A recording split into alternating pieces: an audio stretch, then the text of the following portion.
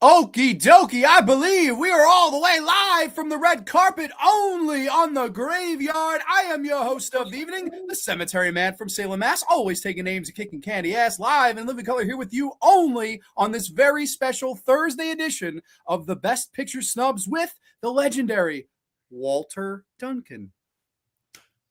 Hello, YouTube watchers, Instagram swipers, Facebook creepers, Pornhub peepers, and general public of social media. My name is Walter Duncan. I'm a graduate from the University of Harvard, and I have a bachelor's degree in radio and television broadcasting. I've written a column for the New York Times for over 36 years. I've written 2 novels, bestsellers, of course. My debut novel was titled My Tiny Little Oscar, and my most recent novel was called It's Not the Size of Your Oscar That Counts, It's How You Win It. For those of you that don't know, I've had 14 failed marriages. I have 26 unfathered children all over the world. I've broken my elbow in 9 different places, but let's talk movies. Let's talk movies. Grande, what is going on with movies these days?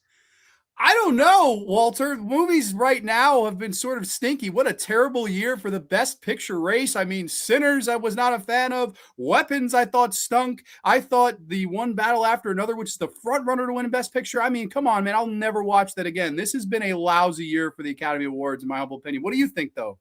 You know, Gabriel, I couldn't agree with you more. I went and saw Sinners, okay? And I'm a big Michael Jordan fan. I think he's an amazing basketball player. You know, he had a run in the MLB, but I go see this Sinners movie, okay? And it's 2 hours and 12 minutes. And I'm waiting. The movie finishes.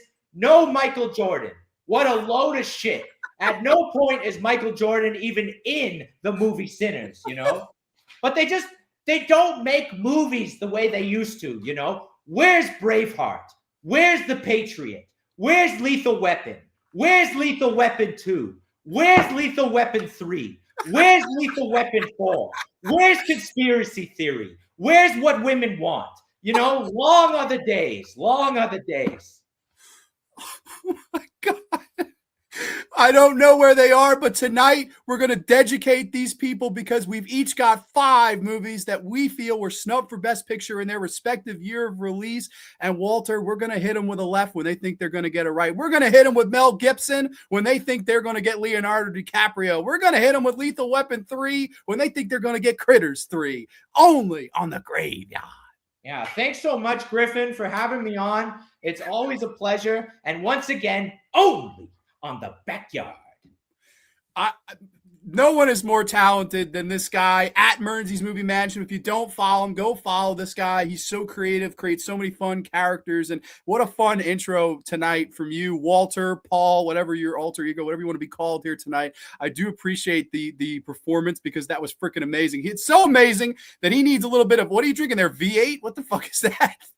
Well, I'm glad you asked, buddy, and thanks for having me on, Grande. It's always a fucking pleasure talking movies with you. Well, it's got electrolytes, it's got vitamins, it's got antioxidants, it's got coconut water. Ladies and gentlemen, give it up for our sponsor tonight. This is Roar. Don't be a whore, drink some Roar. Roar Organics Coconut Water. And I'll have a little sippy poo for everyone in the backyard tonight. Grande's game hole is jumping right Once now. again, this is Giles' backyard. Oh my God, don't be a whore, drink some Roar. That is an all-timer from Paul Mearnz. But let's see who else is showing up on the red carpet here tonight. Miss C was here early on the red carpet. She's being judged from Beyond the Grave by Joan Rivers. Joan Rivers! Miss C, you're looking great tonight. Chow Grande and Graveyardi and friends. AJ Zitro's Happy Fun Time channel is here. Where the hell are these 2 scumbags? Well, I'll tell you something. You calling me a scumbag, all right? You know, you want to throw your words? I just got a little bit of a problem with that. AJ Zetro. AJ will be on in a couple weeks, so we'll be having fun celebrating the year of film of 1986. We got the Iron Sabbath 1188. Hello, Grande and Graveyard. ... I wonder who the Oscar for taking the most names and kicking the most candy ass will go to. Well, I'll tell you right now, to its chocolatey center, it's me. It's John Grande, the cemetery man from Salem, Mass. Mateo is here. Ciao, Grande. Lay. Miss C said we were playing with our Oscars. I think we were playing with other things. I mean, we don't have to go into details, but we might have just been playing with other things. Mateo's hitting vacation, leaving any moment for my plane. Have fun with the fellow Canadian Mearnz. Absolutely. Long live Canada. We're playing you guys in the baseball classic. I don't give a shit, but it's a big deal around here. Everyone's like, we're going to beat Canada again. I'm like, who the fuck cares? I don't know. I don't even give a shit. But dude, absolutely have a great vacation with the Mrs. Mateo. Canada represent. Speaking of Canadians, all the way from Nova Scotia, Michelle Parsons is here. See, when you bring on Paul Mearnz, you get all the Canadians in the fucking world showing up for this. Greetings, Oscars and Graveyard. Absolutely. What's up, Grande, Mearnzy, and chat? Haddonfield mascots in the house. Michelle says that was supposed to be Graveyard fans, but my phone was wet. Oh, no worries. See, Michelle was watching us in the shower. She was getting moister than an oyster for this. Hey, how you doing, buddy? By the way, up to 2020, the memoirs. Anthony Chabot is in the house. Grande auditioning for Men in Black. I'm just gonna delete your memory with the press of a flashed button there. Fun fact: it only took him 3 hours to grow that beard. How long have you been growing that, Mearnz? Well, you should see my back. What about your ball? What about your this? This takes I'd say about a month and a half or so. I'm a hairy guy, You're a hairy guy. I looked full Amish when I did mine. It was terrible. I looked like an Amish man, like hoarding a mini fridge under his bed somewhere that was like secretly had electricity. It was terrible. Where's Sunset Boulevard? Sunset Boulevard ain't. I hate Sunset Boulevard. Welcome though, Slasher Fred. Happy Thursday, Graveyard friends. Absolutely. We got Dr. Howdy 6664. Yo, what's up? I love Grande's backyard. I love Grande's backyard too. Backyard baseball. Big fan of Grande's backdoor. Well, who isn't really? Can't wait to wrap my lips around a delicious can of Roar. Whopper Horrors in the house. What's going on, Brandon? Cheers. Don't be a whore. Drink some Absolutely. His backdoor is heavenly. The money. That's a first time name. Big Grande. Well, hell yeah, that's fine. Jeff, down is up. 1976. What's up, Grande and Graveyard? That line, the hose is hysterical, and I'm laughing my ass off. Oh my god, dude. Yeah, but there are a few people as funny as fucking Paul Mearnz. Hey there, all dressed up. Absolutely. People saying hi, and yeah, we got tons of people in the house. Mearnz, man, it's been a while. It's been a minute, if you will. I don't remember. What is the last time we had you on here? It was the Spike Jones episode, buddy. Oh, shit. And that was you. We made love. We were very emotional. We were talking about her with Joaquin Phoenix. And here we are. I was just getting married. Now I'm back. I'm a married man. Life is over. And I'm ready to talk the Oscars, my friend. That's right. That was the week before or so you got married. That was like your last anything as a unmarried man. Now you're married. So congratulations to the newlywed, of course, Paul and Christy. Christy, I think, is watching. So I'm not sure, but shout out to Christy if not. And yeah, no, man, I've always wanted to have you come back on. And Mateo and I had done the Best Actor snubs. And this show tonight, we were thinking, why don't we do Best Picture snubs? Because the Oscars is this Sunday. And I was so stoked when you agreed to come on to this because we each came up with 5 movies that we feel should have won Best Picture in their respective year of release. And we've got some notes. We've got some envelopes of fun and secrets. I know you've got ballots. I can't wait. This is an amazing night. We are live right now. We are on the red carpet. We got celebrities walking around everywhere. Holy shit. Grande, right there. Demi Moore right over there in a beautiful dress. And you're never going to believe this. She is pushing around a hospital bed, and Bruce Willis is inside of it. Oh, my God. Nominated for The Substance last year. Bruce Willis hasn't been in a movie in a coon's age, but it is absolutely so nice to have him back. Wow.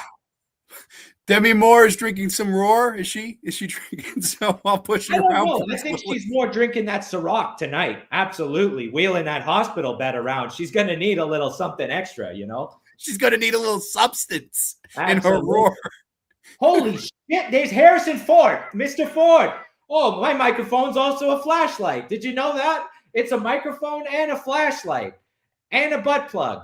Mr. Harrison Ford, can I get a word? Oh, he just told me to go fuck myself. That's all right. That's all right. We'll get him next time. We'll get him next time. We'll get him next year, Paul Mearnz. But dude, yeah, this is so fun, man. I love the energy. I love this is as close to the red carpet as we'll ever get. So you got to live it up. You got to enjoy it. And the money. Oh, it's Big Stevie Cool. Big Stevie Cool. Welcome, my friend. Bruce Willis. Haha. Yes. Welcome back, Bruce. And thank you, Demi. Absolutely. Bruce and Demi still rocking the red carpet 40 years plus later. But yeah, no, tonight's going to be a lot of fun. We've got some fun movies picked out, and I always let the guests go first. Paul Mearnz, do you have your first movie in the envelope of fun to unveil for us? I have my envelope, Giles, and I've mixed them up a little here and there.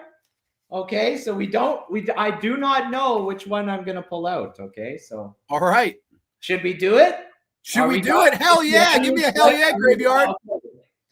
And the award for Best Picture Snub goes to. I'm fucking sweating. I know it's nerve-wracking. Sean Baker, The Florida Project, 2017. Whoa! All right, The Florida Project. And what did it beat, Paul? Well, I'll tell you, man. So that was 2018. Okay, the Best Picture Snubs. And the winner that year was our boy, Guillermo del Toro. And he won for The Shape of Water. I'm just going to tell you everything that was nominated, though, for Best Picture. Oh, okay? Go for it. So that year, it was The Shape of Water, Call Me By Your Cum, The Darkest Hour, Dunkirk, Get Out, Lady Bird, The Post, 3 Billboards Outside Ebbing, Missouri, I love that movie. And Phantom Thread. So the winner that year was Guillermo del Toro's The Shape of Water, which it's a beautiful movie. Who doesn't love fish fucking? But I think the biggest snub that year was Sean Baker's The Florida Project. An incredible movie. I don't know why I'm showing you the piece of paper. Why don't I show you the Blu-ray? That'll be a little more. Please show me the Blu-ray. Oh, yeah. So I think this is, and correct me if I'm wrong, but this is Sean Baker's debut. This actually wasn't his debut, but we do have some people that are saying Sean Baker praise. Sean Baker's fantastic. Michelle says, I love The Florida Project. He's an awesome filmmaker.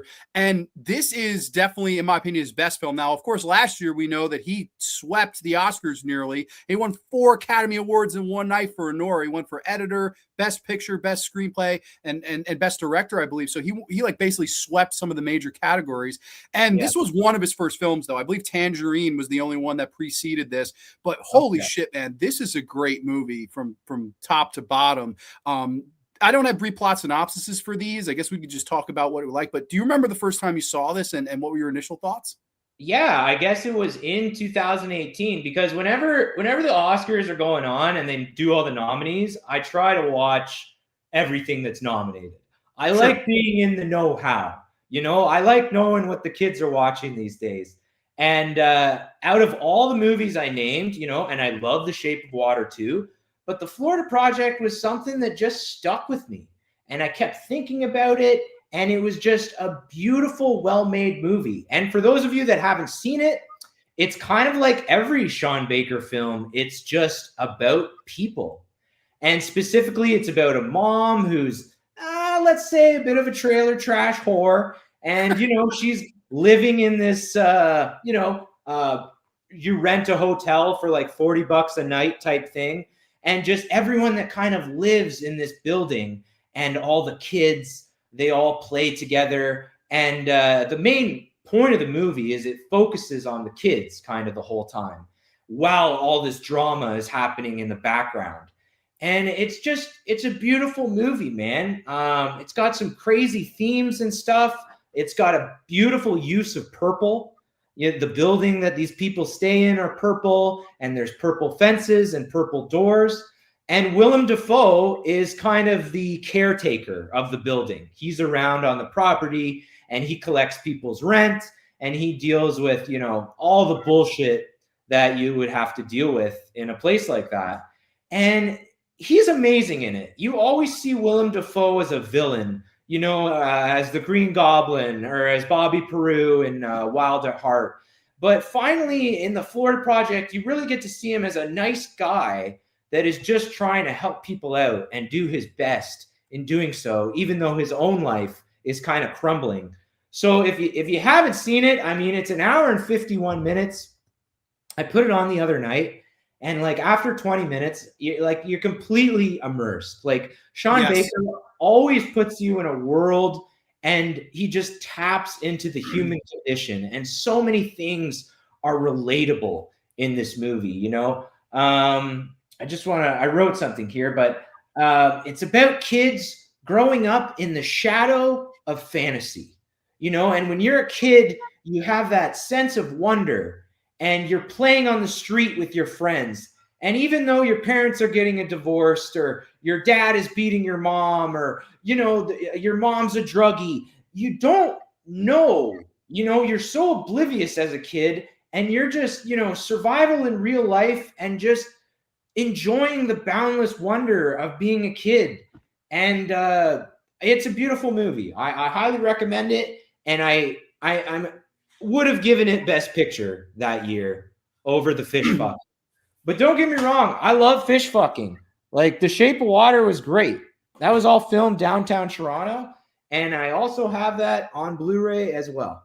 Okay, so you are still a fan of that as well. But yeah, no, to touch on, you know, some of the things you said about Florida Project, I'm completely with you. I love the idea that you said it best, living and growing up around the shadow of fantasy, because they're in Florida, they're in the projects, for lack of a better term, the Magic Castle instead of the Magic Kingdom that's so close, you know, away, right? You could watch it from over the fence. And it's crazy that the most happy place in the world of Disneyland and Disney World and all these fantastical things that kids and families dream to go to. And then we have these kids that are growing up in the poverty, growing up in these places that are named after these wonderful places that are just up the road, but yet they seem so unattainable. They seem so far away. And I thought that's what Sean Baker did great here, was talking about the poverty issue with the situation. And it's funny because I think, and now I don't know how you feel about this, and this is not something I've thrown by you, but the year prior, Moonlight won. Moonlight won Best Picture. The whole controversy between La La Land and Moonlight was the Best Picture winner, and it has a very similar setting. It's the projects in Florida. There are a lot of similar themes where the mother's a drug addict, where the situation is very on the similar vein and storytelling point. And I think Florida Project, I think, got hurt because of that. I don't think that this was, and it's crazy because Dafoe was up for Best Supporting, but this was not nominated at all for Best Picture that year. Not even in the nominations, which is crazy to me. All right, if it got nominated and lost, that's one thing. No nomination at all, I think, is a travesty. And let me ask you this. Sean Baker has now thankfully gotten his recognition. He's gotten his day. He's won 4 Oscars last year for one movie. Do you look at Anora as like a lifetime achievement for the movies that he's made over the years? Because I know we're big fans. I know we both love Red Rocket. I don't know if we've ever talked about Tangerine, but I think Florida Project is his best. I'm happy he got his recognition. I almost just wish it was for this movie as opposed to the movie he got for it. Despite I like Anora a lot too, don't get me wrong. But do you feel that? Do you like when filmmakers that you enjoy maybe didn't get the award for the movie you feel was their best, but at least they get the recognition of holding the statue? Totally. And we're going to talk about that, you know. And I haven't seen Tangerine. I got to get on that. But I have seen Florida Project, Red Rocket, and Anora. And out of the 3 I've seen, I love the Florida Project. I think that's number 1. All great movies, though. But, you know, it's the same with Leonardo DiCaprio. He didn't get the Oscar for Wolf of Wall Street, but the year after he got it for The Revenant, you know. And The Revenant was a great movie, but I mean, his performance in The Wolf of Wall Street was fucking way better. Yes, you know what I mean?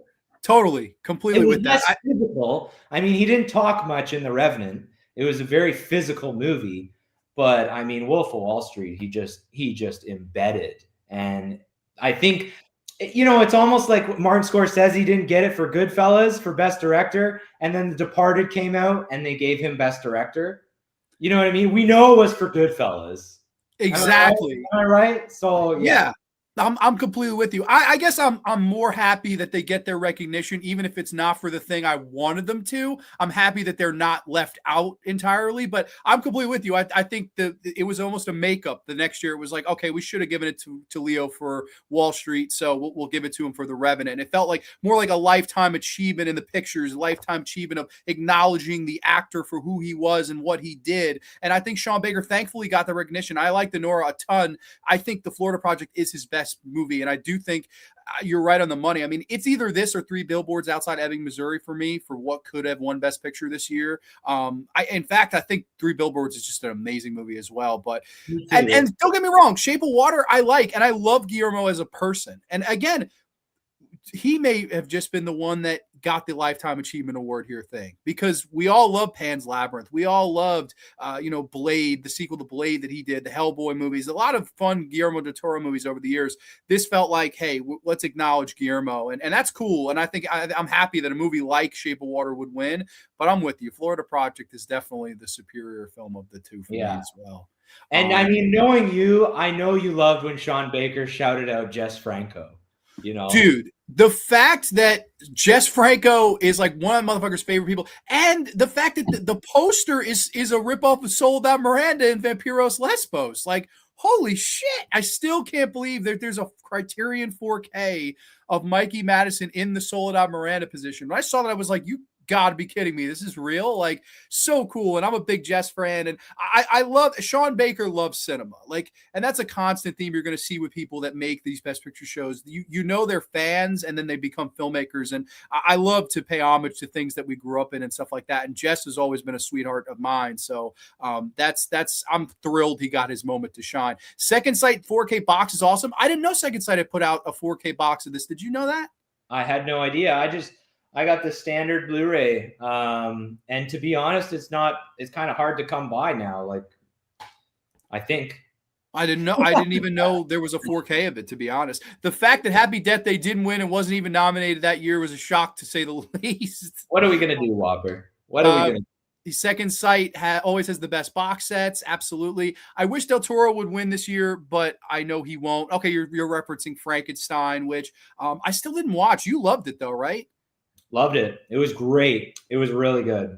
Better than The Shape of Water? Is it more of a Best Picture? I would say so. Yeah. I think he's only, you're got to be better. Your next project has got to be bigger. It's got to be better. And I think Frankenstein hit all those marks. It's a much bigger movie than The Shape of Water.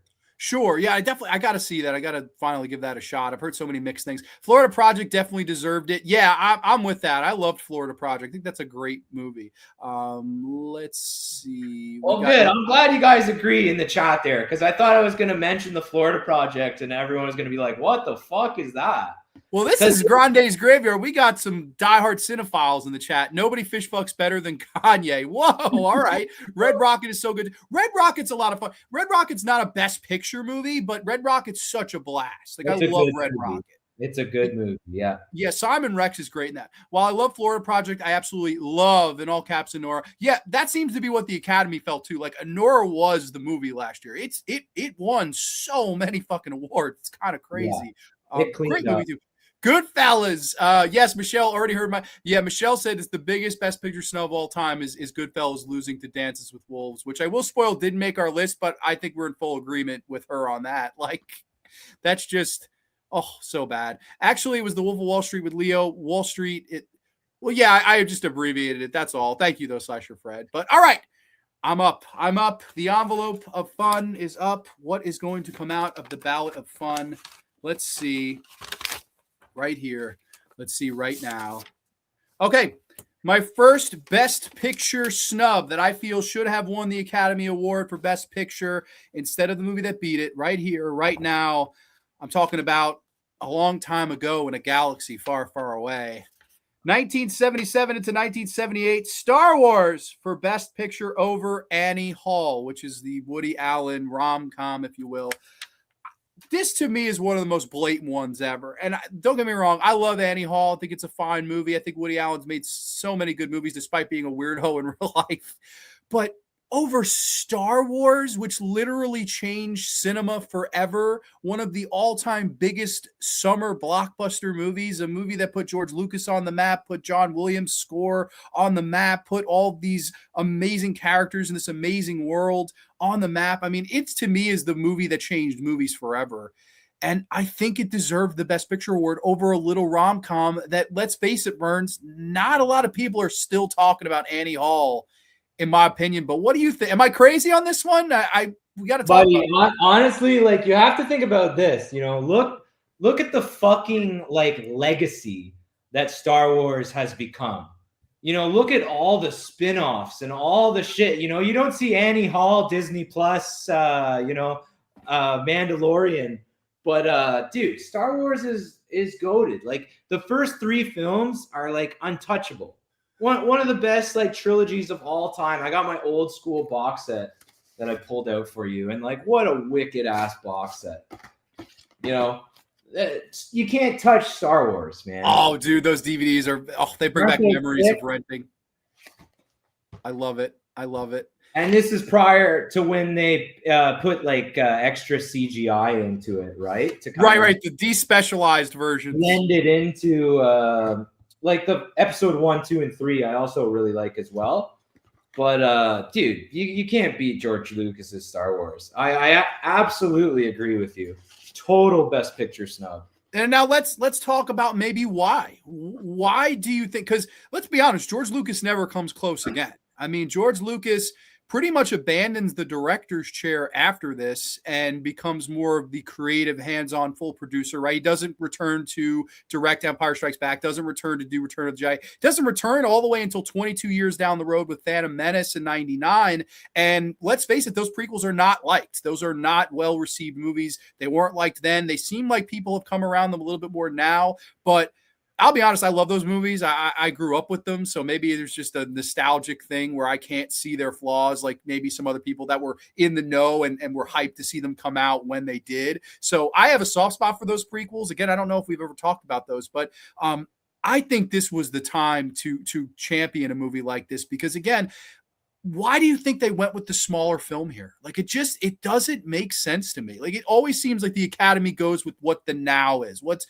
big now, what's popular now. And to go with something so small like Annie Hall, and don't get me wrong, again, not a bad film by any stretch of the imagination. The grandeur of this, the miniatures, the special effects, the creativity and the psychology of creating this religion of Jedi and things like that. And great shot, kid, 1 in a million. Characters that are remembered long after you and I are gone, Paul. I mean, it's Star Wars. It's totally. It'll live on forever, man. And I think one of the reasons is maybe back then it wasn't really considered, cinema. It wasn't a stone cold drama. It was a popcorn flick, something like that, right? It's like now with Marvel movies and stuff, those don't get nominated for Oscars, but usually now we kind of go by like what blows the doors off the box office, right? What makes the most money, right? Let me ask you this. Now, Marvel movies, you're totally right. I don't think there's ever been a Marvel movie to be nominated for Best Picture, and if there is, there is, dude. Is there actually? Black Panther, Ryan That's right. Okay, I'm sorry. I forgot about that. Let me ask you though the question. It blows my mind. Should Marvel movies be in consideration? Should sci-fi fantasy movies, should they? I mean, I know you got Dune. Dune has been popularized. Man. Honestly, I just think the Academy Awards are more for like dramas and shit like that, and more for like character-driven, human-based kind of pictures. You know what I mean? Like Avatar, like that was the first one was for Best Picture, but it's weird. It's like, it's almost more like for like artsy fartsy stuff, right? Right. Yeah. It seems like there's certain years where you're like, how do you snub that? How is that even possible that you go that route? And this is one of them years for me. Like, I just, like, all due respect in the world to Annie Hall, and it's a good movie. I actually know quite a few people that it's a great date night movie, but man, I'm sorry. Star Wars changed the fucking game. And to me, you change this thing called cinema. It doesn't happen all that much, but to me, it is absolutely a time capsule of a time where cinema changed forever moving forward. And I think they did deserve the best picture of that year for it. There are a bunch of people in the comments commenting Star Wars is a classic. I agree. Star Wars 100% with Grande about it. Absolutely. Yeah. Even after Harrison Ford told Mearnzy to fuck off. Wow. We didn't plan that either, by the way. We'll try and get him back for an interview. We'll have to. Yeah, we'll have to get it back. Before Star Wars, there were many movies that had inspired it, like Japanese movie, The Hidden Fortress. Yeah, no, listen, tons of stuff. Tons of samurai pictures before definitely, inspired the sword fights and the lightsaber duels and things like that. But like, to me, despite Stanley Kubrick's 2001 and despite the fantasy pictures that came before Star Wars, this truly felt like the first adventure for everyone that could get into this thing. And maybe that worked to its disadvantage. Maybe it's, connection to the whole family, the whole freaking thing worked to its disadvantage and why it didn't win. But it's certainly a discussion to have here. Hey, Grande's Graveyard and Mearnzy, welcome Kubrick. 1977 was the year of the Incredible Melting Man, but apparently the Academy didn't feel the same. Yeah, no, that didn't make the Academy Award list.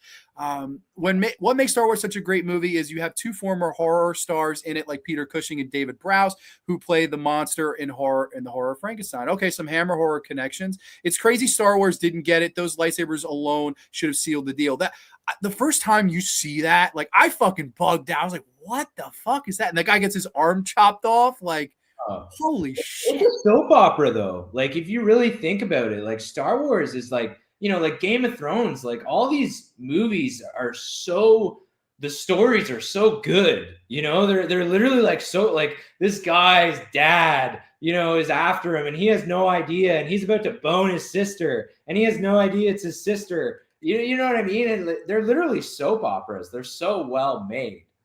They are. I don't know. I just like, and I always feel like, I don't know. Is the first one your favorite? Do you have a favorite Star Wars film? If so, which is Empire Strikes Back, dude. I love the fucking winter setting and the AT&T walkers and him slicing open the fucking Tauntaun. Yeah. And like putting the guts on them. And I love that Sasquatch in the cave. And they bring the Emperor in. And to me, the Empire Strikes Back is the best one. The Return of the Jedi with I love the Ewoks. Don't get me wrong, but it's not as good in my opinion as the Empire Strikes Back. Like that. Will says Ewoks forever. Star Wars is fucking goated. I'm with that. Okay. Yeah, I'm with you. Empire Strikes Back was always my favorite as well, and that's even funny. Like that wasn't nominated. And honestly, from most people, what I have heard that were around at that time is that movie was not well liked when it came out. Like the Empire Strikes Back was looked at as a disappointment.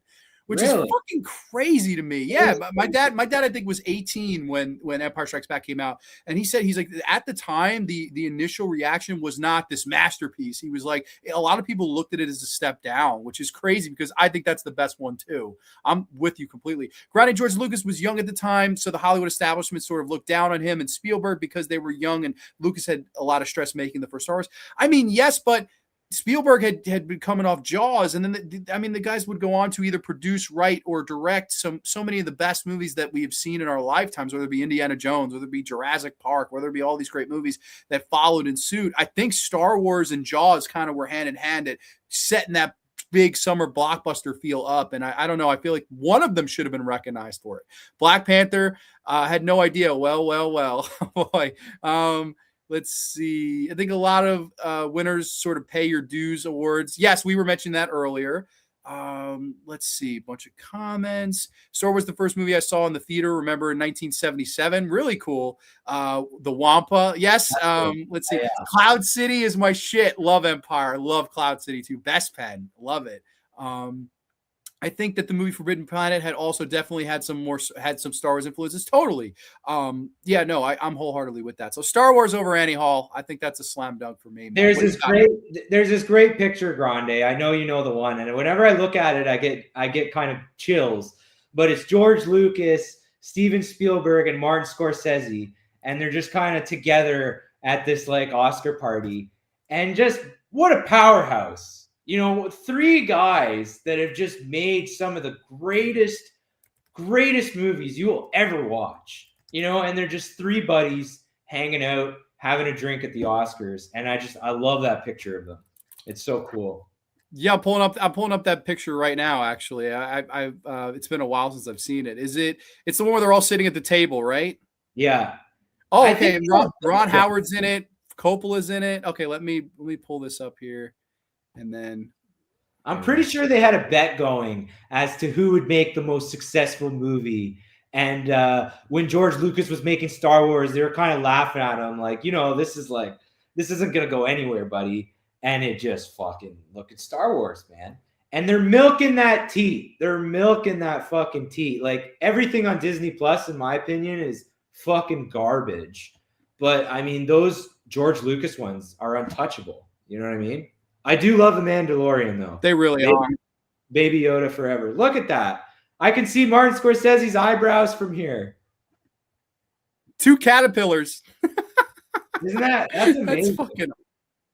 That is an awesome picture. The amount of talent at the table. And Ron Howard on the end with Spielberg, Scorsese, De Palma. Shout out Mateo, George Lucas, Francis Ford Coppola.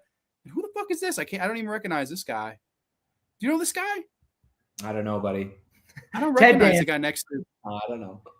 Someone will figure it out in the chat. But this was I think one for sure that deserved to make it. Return is his fave. Grande Jaws was stressful for Spielberg. Absolutely. So many cool creatures. Scorsese was heavily influenced by Hollywood and foreign films. Absolutely. But Mearnz, what's your next pick, buddy? Well, buddy, I'm glad you asked, but holy shit, you're never going to believe who just walked by in my God. In a beautiful dress, looking absolutely stunning tonight. It's Eddie Redmayne from The Theory of Everything. Isn't that wild? Like, Eddie Redmayne was in the Steve Hawkins movie, The Theory of Everything. And now look at the fucking shit that's going on with like Steve Hawkins and like the whole Epstein Island bullshit. Like, isn't that wild how just like the times they haven't changed? And then he dressed in drag. He got the Oscar for The Danish Girl. And where the fuck is he now? He had his 15 minutes of fame and Eddie Redmayne's just disappeared. It happens sometimes. That's the thing with, and you look at Brie Larson, won Best Actress at the Academy Awards a couple years ago. I don't think that's ever happening again. I don't think like her career has not gone that direction. There's so many actors we'll probably be able to discuss tonight that unfortunately it just didn't happen for them in the long run. But they were the flavor of the month at that time. All right, Griffin, let's get into it. Only on the Backyard, and the award for Best Picture snub goes to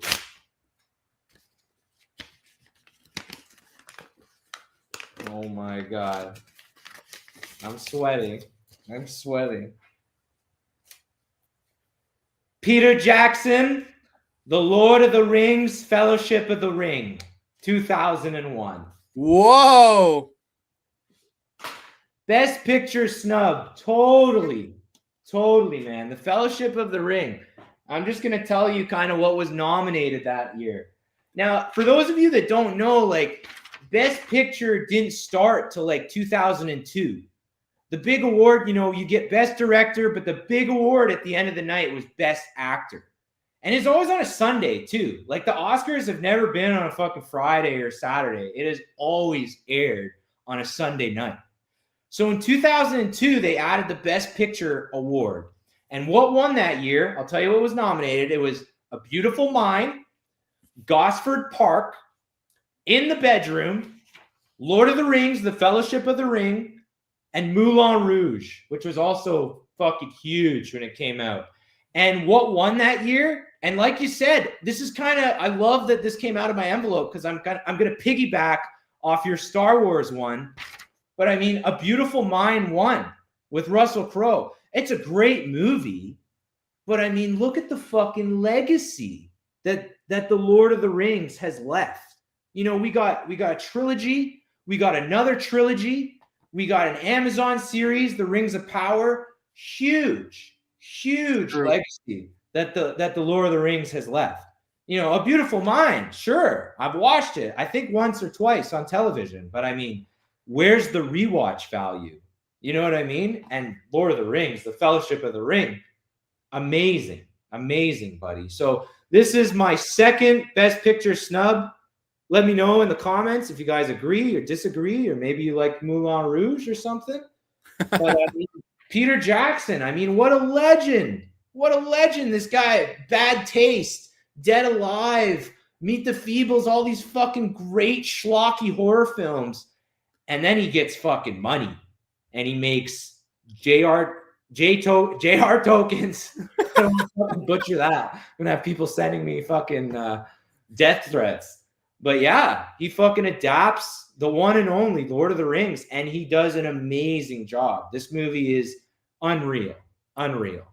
Yeah, and it's crazy, like you said, to look at Peter Jackson and what he had come from. A guy that made movies with his friends, and literally Bad Taste was shot over a few years and with all of his buddies, and I'm a Derek and Derek's Don't Run, and how you could slowly see the gradual build, the stuff like The Frighteners, and then ultimately into the Lord of the Rings trilogy, which is, I know there are some people that consider it the greatest movie trilogy of all time. I know my brother-in-law, his favorite all-time movie is the Lord of the Rings trilogy, just as a whole. He's never, I always ask him, well, what's your favorite? And I've heard him say Return of the King on sometimes. I've heard him say Fellowship of the Ring. But, as a whole, that trilogy just means the world to him. And it's everywhere. Like you said, man, the Hobbit series, I know in the New York City, they'll play like musical performances of just the scores of these movies. And a lot of really good actors, man. I love Sean Astin in these movies. I love Elijah Wood. I love so many of the acting talents in these movies. And despite, I'll be honest, I don't rewatch these films very much. I don't know why,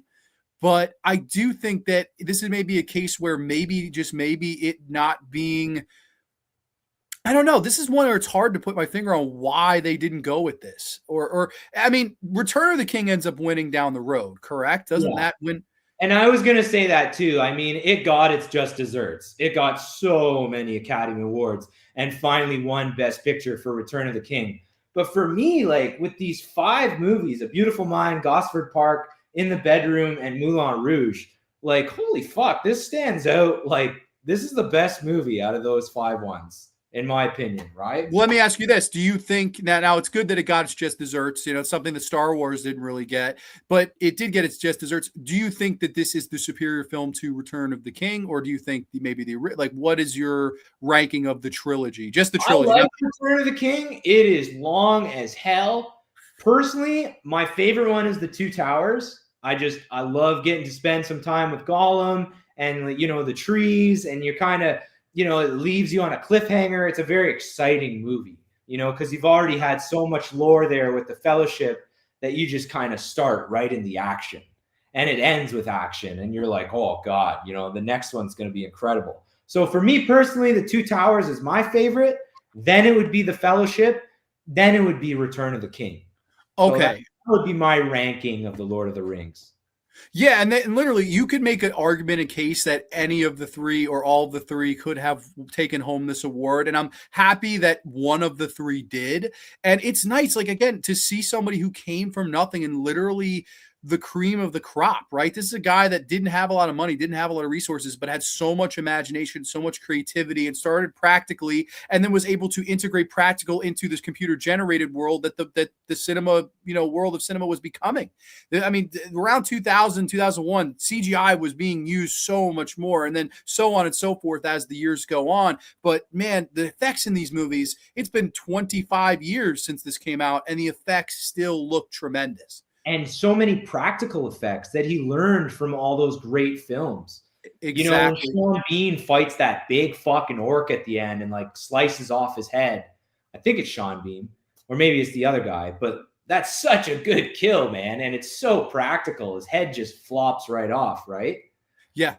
No, that's amazing. I got a funny story for you. And do tell. So Lord of the Rings came out. I'm pretty sure it came out in the summer because all the best movies always come out in the summer, right? Summer blockbuster. So like I'm in Montreal with my family, and like my mom and like my aunt, they're having a girls' day, and like we're having a guys' day. It's me, my older brother, my dad, and my cousin. And my cousin's a bit of a scaredy cat. You can't take him to scary movies, shit like that when he was younger. So we're like, we're going to go to the movies. And me and my bro are like, please, let's go see Lord of the Rings. Let's go see Lord of the Rings. But we can't because our little cousin's with us. So we get to this movie theater in Montreal. Buddy, it is fucking packed. there is a lineup like coming out the door. Wow. We were like, man, can we go see Lord of the Rings? And my dad's like, no, we're not gonna go see Lord of the Rings. What did we go see? Opening weekend, we went and saw fucking 2 weeks notice with Sandra Bullock and Hugh Grant. It's a romantic comedy. There was no one in the theater except the four of us. Everyone's watching the fucking Fellowship of the Ring, and we're watching 2 weeks notice with Sandra Bullock. So I never got to see it in theaters, but I did rent it. I was like in grade 6 when this came out. And that's fucking crazy. I saw The Two Towers in theaters, and The Return of the King I also rented. So I only saw one of them in theaters, but yeah, isn't that wild? That is wild. Just for old time's sake, the next time you watch, you should do a double feature with 2 weeks notice before it's like the appetizer. That's fucking awesome, dude. Who needs Lord of the Rings? We got some fucking Hugh Grant, Sandra Bullock in the house. Yeah. It was Robert Zemeckis, by the way. I just didn't recognize him. That's Martin Lawrence. Oh God. Hello, Graveyard Army. Sorry I'm late. Welcome, Susie. Hope all is well with you, my friend. Thank you for purchasing the long sleeve Grande's Graveyard shirt. Love, I Want to Hold Your Hand. The film, does anyone know if it's available on DVD, Blu-ray, or 4K? I'm not sure, to be honest. I've actually never seen Have you ever seen I Want to Hold Your Hand? I'm assuming, is that a Beatles movie? I think is it a documentary on McCartney? I'm not sure, or maybe I don't know. Maybe it's Peter Jackson's Beatles documentary. Probably, that makes sense. Now I know it was streaming on Disney Plus in 4K, but I don't know if they ever did physical media. He's weird with physical media. We've been promised Dead Alive on 4K since 2017, and it's never happened. And speaking of that, I'd rather give the Oscar to his best film, Dead Alive. It's crazy. I think this is the horror fan in me, Mearnz. You're probably not going to agree with this. I like his early stuff the best. Like it just feels so fucking guerrilla and raw. Dude, me too. I love Bad Taste and I love Dead Alive. Like those are fucking wicked. I would throw those on before I threw on Lord of the Rings, but I love Lord of the Rings too. Exactly. Yeah, they're more rewatchable. They're more fun, like pop, like Friends and a pizza type of movie, like that. They're not 3 hours long either, right? It's true. Yeah, that's absolutely true. You watch Bad Taste probably 3 times before you'd finish Return of the King. Yeah. Return of the King is the best Lord of the Rings. I thought they were entertaining movies, but Return of the King pulled out all the stops. Okay.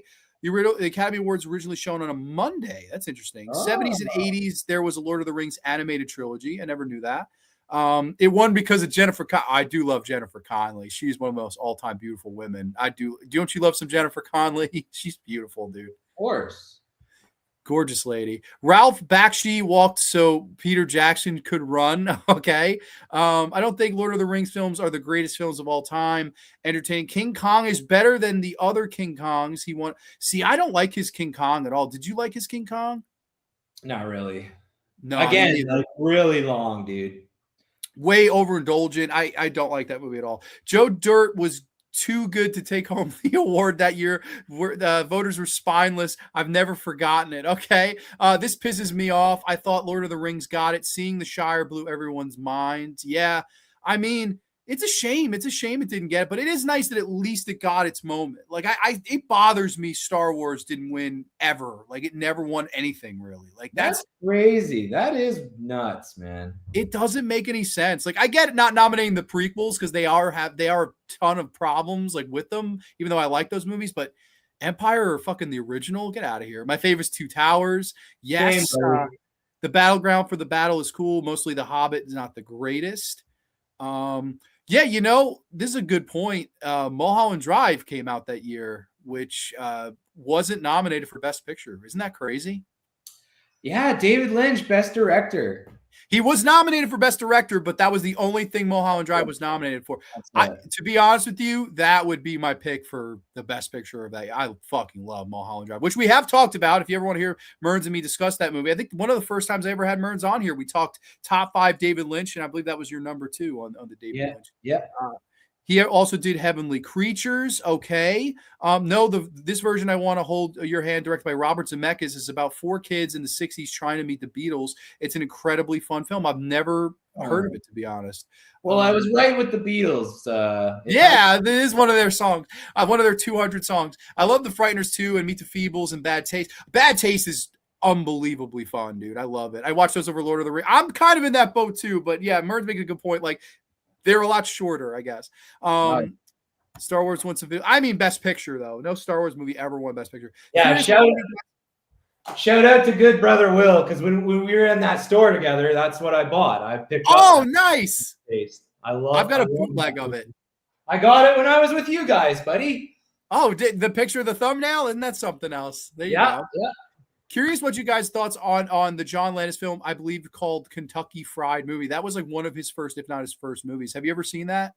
I've never seen that. Isn't it a spoof? Is it a spoof movie? It is. It's like really silly, really like over the top and crazy. Like it's I don't know. It's a lot of fun. To me, you could clearly see that he would go on to like direct something like Animal House. Like to me, it's like a movie that's like a precursor. You see it like it's a in the growing of a filmmaker, type of film. It's fun. I would recommend it for sure. Let's see. Heavenly Creatures is excellent. Love that movie. That's a really underrated one. Naomi Watts should have been given an actress nomination. I agree with that. I had the same DVD of Bad Taste. Nice. I got a bootleg. I got to upgrade one of these days. Maybe if they ever come to 4K. But all right, Mearnz. I think it's time for my second pick here. Let's see it. The envelope of fun. Oh, I already took out the envelope of fun. Okay. Next one in the ballot. Drum roll, please. From the year 2010 to 2011, I'm talking about this movie, The Social Network. Yes, The Social Network from 2010 into 2011. I do have the DVD here as well. This is awesome little DVD that they came out with. And I love this tagline, which you may not be able to see. No, maybe you'll be able to see. You don't get to 500 million friends without making a few enemies. This lost to The King's Speech, which, of course, is Jeffrey Rush and Colin Firth. And it's a good movie about this king who has a problem public speaking, and they prepare him and train him to give the speech. It's a good movie. I like the film, and I believe Firth won Best Actor at the Academy Awards, so good for him. But, man, come on. This is the way better movie. 16 years have passed, and this is still the way more relevant movie. To me, like a lot of these Best Picture winners end up being just one-time watches for me, and this is a situation where that's the case for me. What do you think, man? Am I crazy with this one too? Because I think The Social Network's great. Well, dude, I saw that in theaters like in 2010. I remember me too. Going with a bunch of people. I was dating a different girl at the time, and like it was a good movie, but I don't think it impacted me. Also, I was like 20 years old, so I was probably high and just fucking like watching this fucking movie like, okay, this is just people talking and not really taking it in. You know what I mean? But I know you're such a big fan of it, and you do watch it every year. So like I definitely got to give it a rewatch. But I've seen it, and I love Andrew Garfield. I think this is one of his first movies. Yes. And Justin Timberlake's a great actor, man. He's a great singer, great musician, but he's a wicked actor. I love Alpha Dog and shit like that. But yeah, dude, what do you love so much about The Social Network? Tell me. So yeah, no, man. Fun fact, I saw this in the movie theater too. I would have been like 13 years old when I saw this, and this is a PG-13 movie. So I saw a PG-13 movie at the 13-year age here. Saw this in the cinema and was blown away. And I think that what's so great about this movie and what makes it one of Fincher's best. Now, I don't know if it's on the level of a 7. I would put it over most of his other films. And I think the beauty of this thing is the fact that despite being a movie that has that quick, rapid pace Aaron Sorkin screenplay, right? And the dialogue is witty and it's quick cuts and it's a lot of quick editing and it's very smart, the script. I think despite talking about all of the things where it comes to the birth of Facebook and of course Face Smash of how it begins and these preppy kids in the Harvard Hall, I think what's beautiful about this film is, to me, it's about friendship. It's about the loneliness that one feels despite the modicum of success that they may achieve in their lifetimes. And that tagline to me drives it home. The whole, you don't get to 500 million friends without making a few enemies. And I think that's the whole point of the film is this guy, Mark Zuckerberg, who's played by Jesse Eisenberg and was nominated for an Academy Award. And we will talk about Jesse because I know we had some things to say about Jesse, but I think he's tremendous in this as the asshole Mark Zuckerberg. And it's said throughout the film, you're an asshole, you're an asshole, you're an asshole, until we get to one of the final lines where she says, you're not an asshole, you just try so hard to be. And we see, despite this man's success, despite creating one of the biggest social media platforms, if not the biggest to ever exist, and being a multi-billionaire, we see this man that's still alone, and his one friend, who's played by Andrew Garfield in the movie, does a great job. He's really the character, the only character you root for in this, the only guy with a soul, because Justin Timberlake's so like evil, deliciously evil in this movie, as is Zuckerberg. I mean, I think Garfield's portrayal and performance as Eduardo, this guy that was best friends with him and betrayed ultimately and screwed out of money, I think that's great. I love the character work between those two, because Mark Zuckerberg and him should have lived happily ever after. Two good friends that created a really good thing that's used by all of us to this day, despite I know Facebook has phased out a little bit. But to me, I think that's the whole drive home. It's the point of this man and his loneliness because of him being such a fucking asshole. I love that. I think it's a great character story, despite being a movie that's interfaced and promoted as being about technology, which it is. There's tons of tech talk in it. It's a very, I would say a stupid person would not like this movie. Like, this is not, it's so quick. It's so, it almost feels like the movie's on drugs. Like, it's hyper, you know? And I like that about the movie, but I definitely know it's not many's cup of tea. But I guess, we'll talk about Jesse in a minute. Why the King's Speech over this? Like, I feel this movie to this day is so relevant because, again, it's so in and of that time. It's the most 2010 movie ever made in a way. It just feels so much of that era. And then ultimately into the technology that was taking over the world as this movie drops. I just don't get why they go King's Speech over this. It baffles me to this day. Well, I think just Colin Firth's performance as being this stuttering, person with a speech impediment, it's method acting to the max. And you have this amazing mentor in Jeffrey Rush, like the two of them together. I remember my parents going to see the King's Speech and they were like fucking blown away. They were just like, wow, like that was such a powerful film. You know what I mean? But, I like The Social Network too. And I love David Fincher. I love that it has a darkness to it. Like all David Fincher films, it has a real darkness to it. You know what I mean? But yeah, I would say Colin Firth's performance alone probably gave it more of the mainstream nod for Best Picture rather than The Social Network, because they're young guys too. Jesse Eisenberg, Justin Timberlake, Andrew Garfield, all these guys are pretty young. And I think the Academy was more looking at like the older men, you know what I mean? Like coming on and doing their thing, not that I'm biased in any way. I just, that's what I think happened here. I think that's a great point. I think you're right on the money. And also, you look at all these careers and we talked about Garfield, this being one of his first movies. This gets him the job to be Spider-Man. And despite I'm not big fans of those movies per se, I do think he does a good job in the role. The movies or whatever, but he's gone on to be nominated twice. He was nominated for Tick, Tick, Boom. I believe he was nominated for Hacksaw Ridge. He didn't unfortunately win either, but you see that Andrew Garfield's got it. He's one of those actors that over time has grown on me so much. And not to say he didn't impress me here, but he's really become a big deal, and understandably so. The lead, Jesse Eisenberg, gets nominated for Best Actor here. It's been 16 years, Mearnz. He's never been nominated again, never even been in the conversation again. And this is an up-and-comer at the time I really like, too. I love Holy Rollers, the movie where he's a Hasidic Jew that, to provide for his to-be wife, starts dealing ecstasy. I love that movie. Check that movie out if you haven't seen it. I love Zombieland. He felt like he had so much range, and I felt that he was going to be on to bigger and better things. And unfortunately, didn't really pan out. Once he did Batman and Superman and was like Lex Luthor, which was like so poorly casted, his career kind of went down the shitter. And I mean, last year or the year before that, he did that movie with one of the Culkins there. Kieran Culkin, yes. And Culkin got all the praise, and Jesse Eisenberg, I think, directed it too. He did, and starred in it. But he just kind of sat there, and Culkin got all the praise. You know what I mean?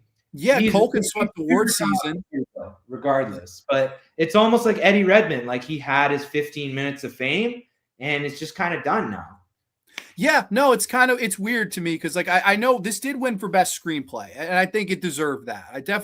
I think that was its compensation of, hey, we think you made a great movie, we'll give you the screenplay, but like everything else, I don't know. It just kind of baffles me. I do think this was the best. But every time I watch this movie, it just takes me back to that initial theater viewing in 2010. It really, like, this is a movie that I can remember where I was when I saw it. And so it really takes me back in the DeLorean to that time. And I don't know. I love this movie. And I think, again, it's way more relevant to this day. And I think it'll forever be relevant, even when Facebook is not a thing anymore, which I do think that'll happen. I think when we're old and gray, Facebook will be phased out, just like anything. MySpace eventually phased out. AOL. Facebook, though, it changed the world.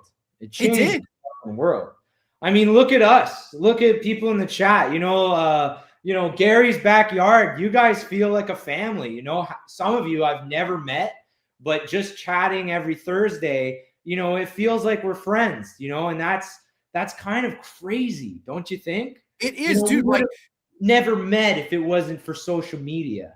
And Facebook changed the whole fucking game, right? So it did. It changed the world. You're completely right. And yeah, no, it's crazy. I'm so thankful to people in the chat. It's funny, despite I know I have met some in real life, and it was always awesome. And there are some that I haven't met in real life as of yet, or maybe ever. But at the same time, you're right. It's the positive side of the double-edged sword that I think will live on forever. That part of it, it will never go out of phase. Because hold on, Grande. I'm getting a phone call here. Do you mind if I take this? Go ahead. Oh my God. Guys, you're not going to believe this. Timothy Chalamet is in the building. The Timothy Chalamet is in the building. And apparently oh my God, guys. Timothy Chalamet is in the building right now, and he's about to do a performance from his movie, A Complete Unknown. Wow, the one where he was Bob Dylan. Oh my God, guys, I can't believe it here. Timothy Chalamet is in the building. Oh my God. Here he is now, guys.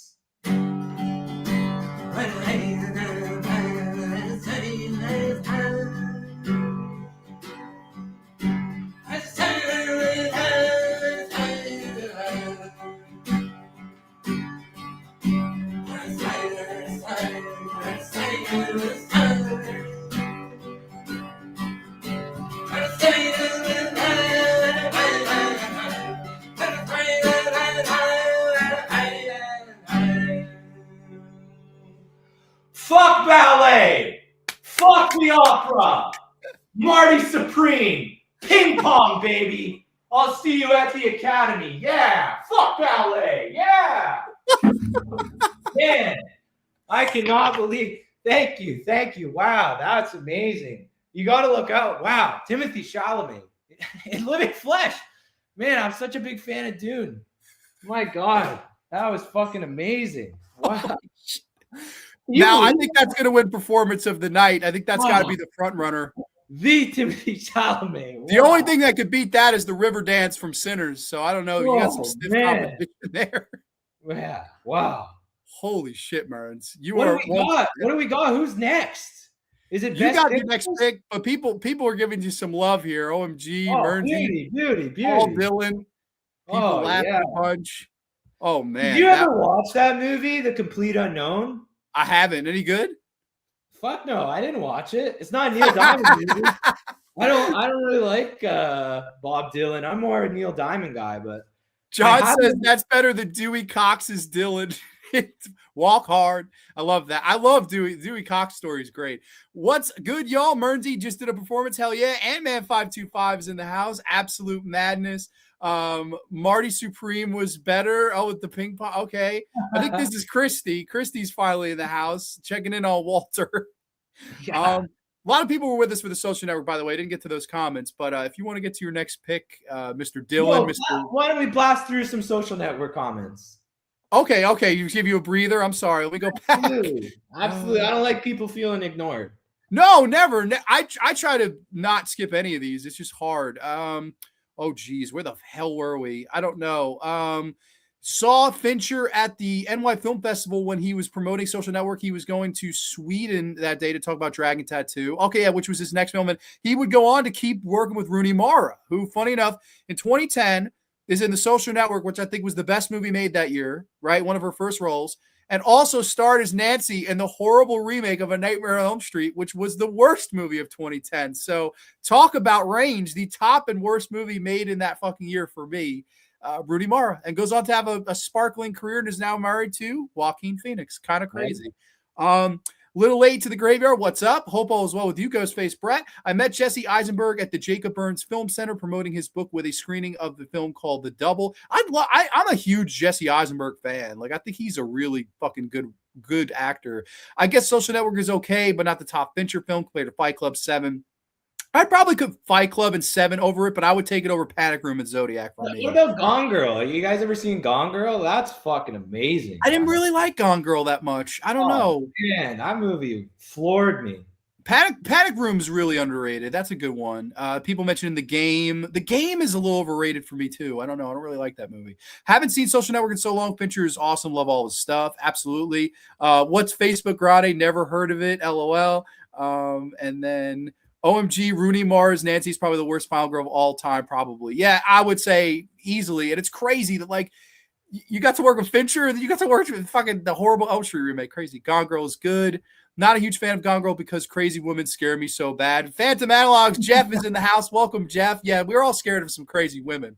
But all right, those are all the comments, Mearnz. You got your next pick there in the envelope of fun, or are you drinking? Are you not being a whore right now and drinking some Roar? Yes, we have to thank our sponsor, Roar Organic. Don't be a whore. Drink some Roar. All right, I'll do my next one, buddy. Go for it. And the award for Best Picture snub goes to... Oh, my God. I'm fucking sweating. Dude, what the hell? Damien Chazelle's Whiplash, 2014. Oh, yeah, dude. I fucking love Whiplash. This movie is so good. J.K. Simmons, baby. Oh, dude. And Miles Teller. I'm such a big J.K. Simmons fan already. You know, being in Spider-Man and HBO's Oz. And the guy's had an incredible career. You know, the yellow M&M. Every time you see those M&M commercials, that's J.K. Simmons, man. The guy's had an amazing career. And he's always just kind of been, you know, like a side character. He's been on Law & Order, SVU. And then he comes along in this fucking little tight hour and 40-minute runtime movie and wins, you know, it wins 3 Oscars. He wins Best Supporting, which was like so deserved too. It was so good to see him win that. I agree. So let me just tell you guys, this was Whiplash. This was the Oscars for 2015. Okay. So J.K. Simmons, Miles Teller, Paul Reiser. This is what was nominated that year. We had Birdman and the Unexpected Virtue of Ignorance, you know, the return of Michael Keaton. We had American Sniper. We had Boyhood, which I know you love. That fucking sucked. We had Grand Budapest Hotel. We had The Imitation Game with Benedict Cumberbatch. We had Selma. We had The Theory of Everything, the Steve Hawking story, which has aged very well. And we had Whiplash. And dude, what won Best Picture that year? And I know why it did, because it was the return of Michael Keaton. But in my opinion, dude, Whiplash was the fucking best movie out of all of those I just named. Do you agree with me, Grande? What do you think? Have you seen Whiplash? Guys in the comments, are you fans of it? I like Whiplash a lot. I like J.K. Simmons a ton. I'm happy he won his little statue. And I like Miles Teller. And Miles Teller's gone on to a lot of really good movies too. Like, he's had a pretty decent little run as of, I don't think he's ever been nominated for anything, but he's a damn good actor and definitely passable in the modern day. I would have went with what won. I think Birdman is the best picture of that year, despite I know I might get some hate for that. I think that's a tremendous movie, especially in the way that it was shot, and it's been ripped off so many times now. Studio is a prime example. Studio's ripped off how Birdman is shot, basically the entire style of the studio. One take. It was one totally, take, right? Totally unique when it came out. Yeah, and it blew me away, but that's not to say that Whiplash is not a fantastic movie too. And a lot of people, I think, get so shocked by this movie because of how fucking raw it is in J.K. Simmons and basically physically abusing Miles Teller and not just verbally, but physically hitting him. And do you hear the difference? What's the difference? And he smacks the shit out of him. You hear the difference now? Like, a wild movie, man. You remember where you first saw this? It's so good, man. It's got action, it's got thrills, it's simplistic in its storytelling, but it's extremely fucking riveting. And I find with a lot of these movies that get Academy Awards, the ending, they always, wow them in the end, as they say in one of my favorite movies, adaptation. You wow them in the end, and you got a good fucking movie. And I'm getting goosebumps just talking about it. But the ending of Whiplash is one of the best endings I've ever seen, man. Where, for those of you who have never seen it, it's about a guy that wants to be a drummer. It's all he wants to do. He just wants to be the best. He wants to be the best drummer for this, elite school of jazz and orchestra. And he meets this teacher who is J.K. Simmons, who is just one mean son of a bitch. Yeah. To put it lightly. But, it's what J.K. Simmons is doing. He's molding him into greatness. And there's just crazy themes in this movie. The dedication to acquire greatness while, sacrificing your mentality, and like the psychologic, the abuse of power, and the dynamics between a mentor and a student. I wrote that down. But I love it. And I love the ending because he fucks him over. He gives him the wrong sheet music. And instead of, failing, he just commands the orchestra, and he's like, I'll count you in. And they just go. And he gives one of the best drumming performances he has all movie. And it zooms in on J.K. Simmons' eyes, and he's just looking at him, and it just ends. Curtain falls, and it just ends. And wow, what a movie, man. Like, I get goosebumps just talking about it, but it's just, he won. He finally did it. He mastered perfection, for that 15 minutes or whatever, but it's such a good movie. And I love it, man. We had our honeymoon in Mexico this year, and Christy was like outside on the fucking beach, and I was sweating my balls off because it's so hot. I don't really like the heat. And I went inside, and they're just playing Whiplash on TV. I fucking watched the whole movie, and I was just like, wow, this is so good. Like, I'm in Mexico right now, but I would rather be inside the hotel fucking watching Whiplash. That's how good it is. So, man, if you haven't seen it, like, go watch it. It's so good. That was a beautiful story. That was amazing. Thanks, man. I'm sweating my goddamn balls off right now. So. I can tell, yeah. Drink some more roar. I'm gonna pour this fucking roar all over my face. Just pump it on my crotch. I don't know how to follow that particularly, but I will say that absolutely that ending's fantastic when he ultimately triumphs, right? The perfectionism that is demanded by him from JK. And I think Damien Chazelle, again, it seems to be a theme in your entire list so far, is that it feels like these filmmakers would eventually go on to get their love, right? Chazelle got a ton of love down the road for movies like La La Land, which I know we love. Again, another one didn't win Best Picture, but that was a huge, huge movie when it came out. I mean, La La Land was a big deal. And I think that was the following year, or maybe 2 years later, but it was right after Whiplash. I think he made the two back to back. You're 100% right there, Grant. He did Whiplash, then he did La La Land, then he did First Man with Ryan Reynolds, which was kind of the story of Neil Armstrong there. And then he did Babylon. And Babylon fucking did horrible in the box office. And I mean, you haven't heard from Damien Chazelle since, but like, this guy's my age. He's 36 years old. Can you imagine being fucking 36 years old? And look at the fucking belters that you've put out. Look at the people you've worked with. I'm a huge musical guy. I love musicals. La La Land to me was like fantastic. And another Best Picture snub. It totally should have won Best Picture. That's my favorite from him, and I would agree. Moonlight. Not that Moonlight was a bad movie. Mahershala Ali's a wicked actor. I hope he makes Blade. I hope he comes back in his Blade. But I don't think that's great. He was in the Green Book, and he was on season 3 of True Detective, which if you haven't watched season 3 of True Detective, it's phenomenal. Mahershala Ali is just kills it. Yeah, he's a good actor. Moonlight and La La Land, like, man, La La Land was a little better in my opinion. Well, and also it technically it won for a few seconds, and then they've the big mess up from Warren Beatty, and never mind, it was Moonlight. So they did get their 15 seconds of fame. Simmons did a powerhouse performance in Whiplash.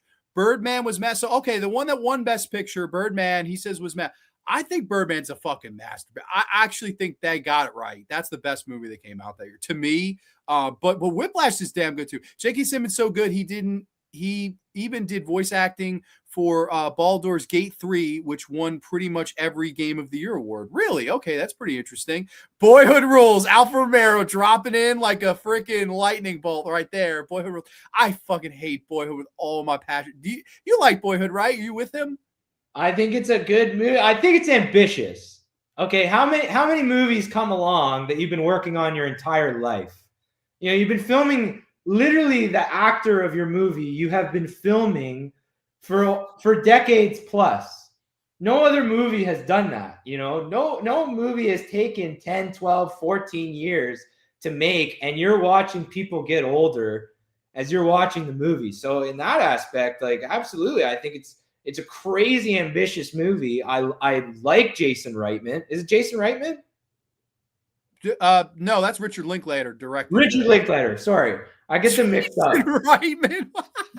I get them mixed up. It should have been. It should have been Jason. I like Boyhood. I think it's quite a decent movie. I don't think it's worthy of a Criterion release, but I think it's ambitious, and I think it's the first movie of its kind to kind of do that, right? Well, I looked it up, and Boyhood was the movie that was the runner-up. Birdman won, but Boyhood got the second most votes, apparently. So yeah. I am forever fucking grateful for Birdman, because without it, it means Boyhood would have won Best Picture, and I would have came on here on an aneurysm and picked whatever movie fucking lost to it in that year, because, oh my God, movie's bad. Boyhood, it's a copy of, True Fouts 400 Blows, and the Michael adapted Up series. Boyhood is not an original idea, so Cooper Glover begs to differ with that. Whiplash was good. JK just slamming his hog on the drums, screaming. Okay. End your show for praising Birdman. I love Birdman. I don't give a shit what anybody says. One of my friend's favorite movies is Whiplash. What actually won? It was Birdman. Birdman won. Birdman, yeah. It was not the Nutty Professor, unlike popular belief. The Clumps. Boardman? Oh, I don't know if that's a knock or maybe just been a misspelling. Okay, I thought he was going like Bored, man. It was boring to him. Moonlight won over La La Land. That's right. That was a good year for movies. Yes, it was. That was a good year for movies. I think that was also the year. Was it 2014? I would have been in 11th grade, so that would 2015. 2015, buddy. 2015. Okay, that would have been the year I graduated high school. Then it's heartbreaking to me. Okay, Criterion is obsessed with Linklater. Dude, I would say that's his worst fucking movie, is like by a mile his worst movie. I don't know. I can't stand that movie. Let's see. Growing Up is sad. It's heartbreaking to me. Okay, you're talking about Boyhood being a sad picture. I don't know. I think that movie's just so unnatural. I just never got into it. The actors suck. The characters suck. Patricia Arquette. I'm going to date 30 different men and they're all going to beat and abuse me. My life. Fuck that. I hate that shit. Give her an Oscar for Holes, for fucking kissing Kate Barlow before you give her an Oscar for that shit. I don't know. I like Birdman Grande, but the way they advertised that movie when it came out was not what you thought you were getting yourself into. I thought I was gonna watch like a fucking adult superhero movie, much similar to like The Watchmen or something. You know what I mean? So when I actually watched it, and it's just about, an actor and kind of just being on set and stuff like that, and his relation with his daughter. Emma Stone gives a riveting performance. I love that scene where it's like she sees him, outside the apartment building. Dude, magical. It's beautiful, But to me, I was expecting a fucking superhero movie, with like major adult themes. So after I watched it, I was like, what the fuck is this? Like, and the name. I don't know. Yeah. What is the name? The Unexpected, Birdman, or The Unexpected Virtue of Ignorance. It sounds like a Fall Out Boy song. Am I right? I think it's great. That's It's a like good the movie. whole idea of this guy who's been so irrelevant for so long, trying to make the comeback. And that's where Michael Keaton was in his life at the time. He was this guy who wasn't relevant anymore. So I don't know. I saw a lot of him in the character, despite I know he's always said that the character he played was too dark to be him in real life. But I don't know. I think that's a masterpiece for me. And Inarritu is a holy shit. He's a great filmmaker, man. He won Best Picture back-to-back years. It Yeah. was this and then The Revenant. Back-to-back Yeah. years he won Best Picture. Has a filmmaker ever won back-to-back years other than him? Like, that's When history, will he dude. come back? Because like he has such an incredible style with camera work, especially, you know. Great storyteller. I think Inarritu is fucking master, man. Not gonna lie, when I saw the trailers for Birdman, I thought it was gonna be a live action adaptation of Harvey Birdman on Adult Swim. What the fuck? That's awesome. Harvey Birdman movie would have been awesome. All right, well, never mind. Fuck the Best Picture Birdman. We all were robbed of a Harvey Birdman movie, apparently. Patricia Arquette is in Grande's favorite Tales from the Crypt.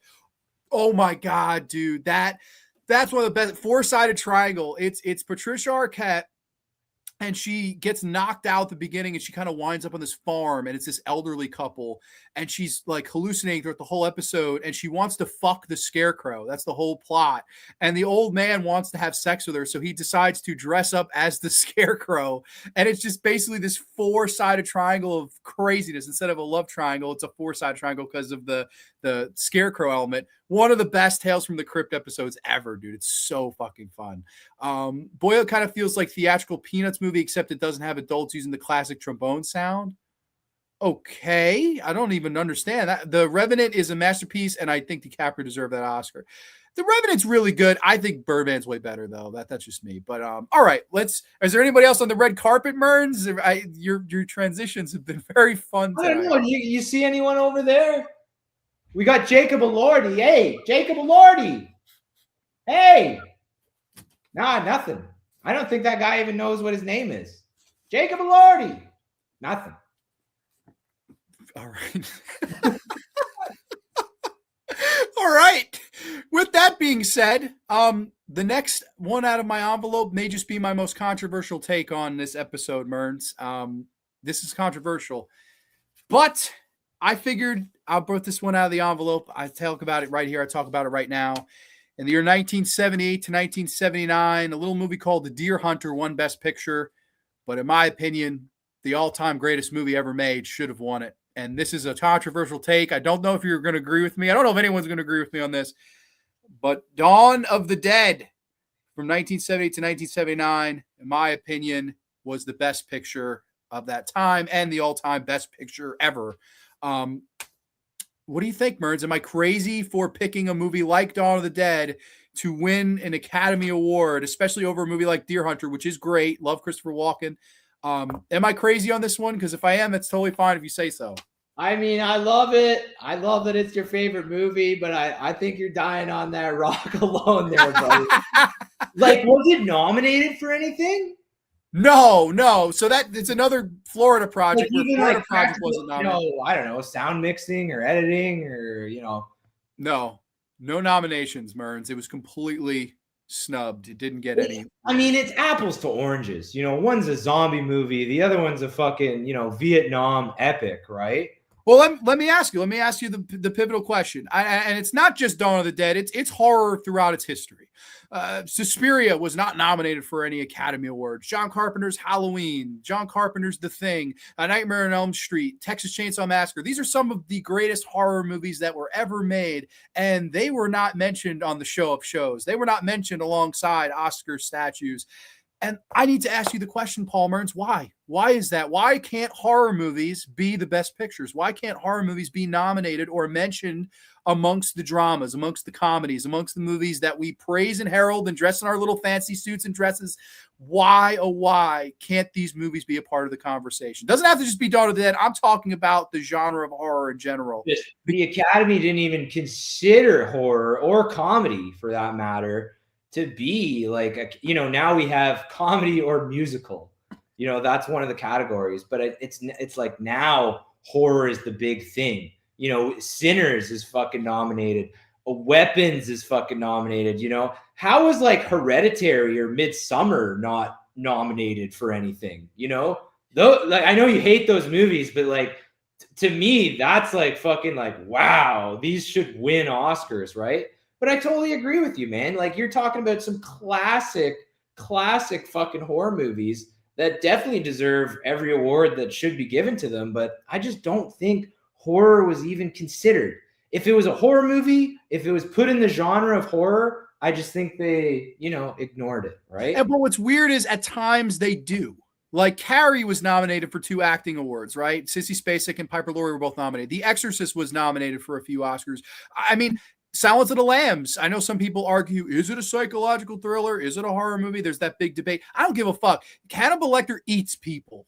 That movie is crazy. Goodbye Horses and Ted Levine. Was she a great big fat person? That, to me, Silence of the Lambs absolutely is a horror movie. But once it has that label, it seemed like the Academy went, no. This is a psychological thriller. This is the label we put on it so we can crown it and it can sweep the Academy Awards. Jodie Foster won. Anthony Hopkins won. Demi won. The movie won. It won everything. It swept all the major categories.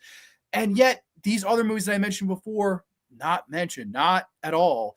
And to me, the reason why I mentioned Dawn of the Dead, I know obviously I'm biased. It is my favorite movie ever made.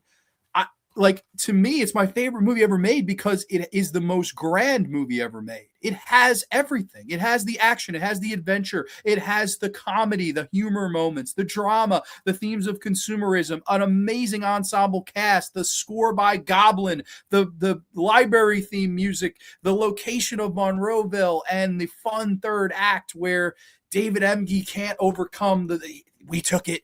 It's ours. He can't let it go. And it's thus that mistake costs them everything.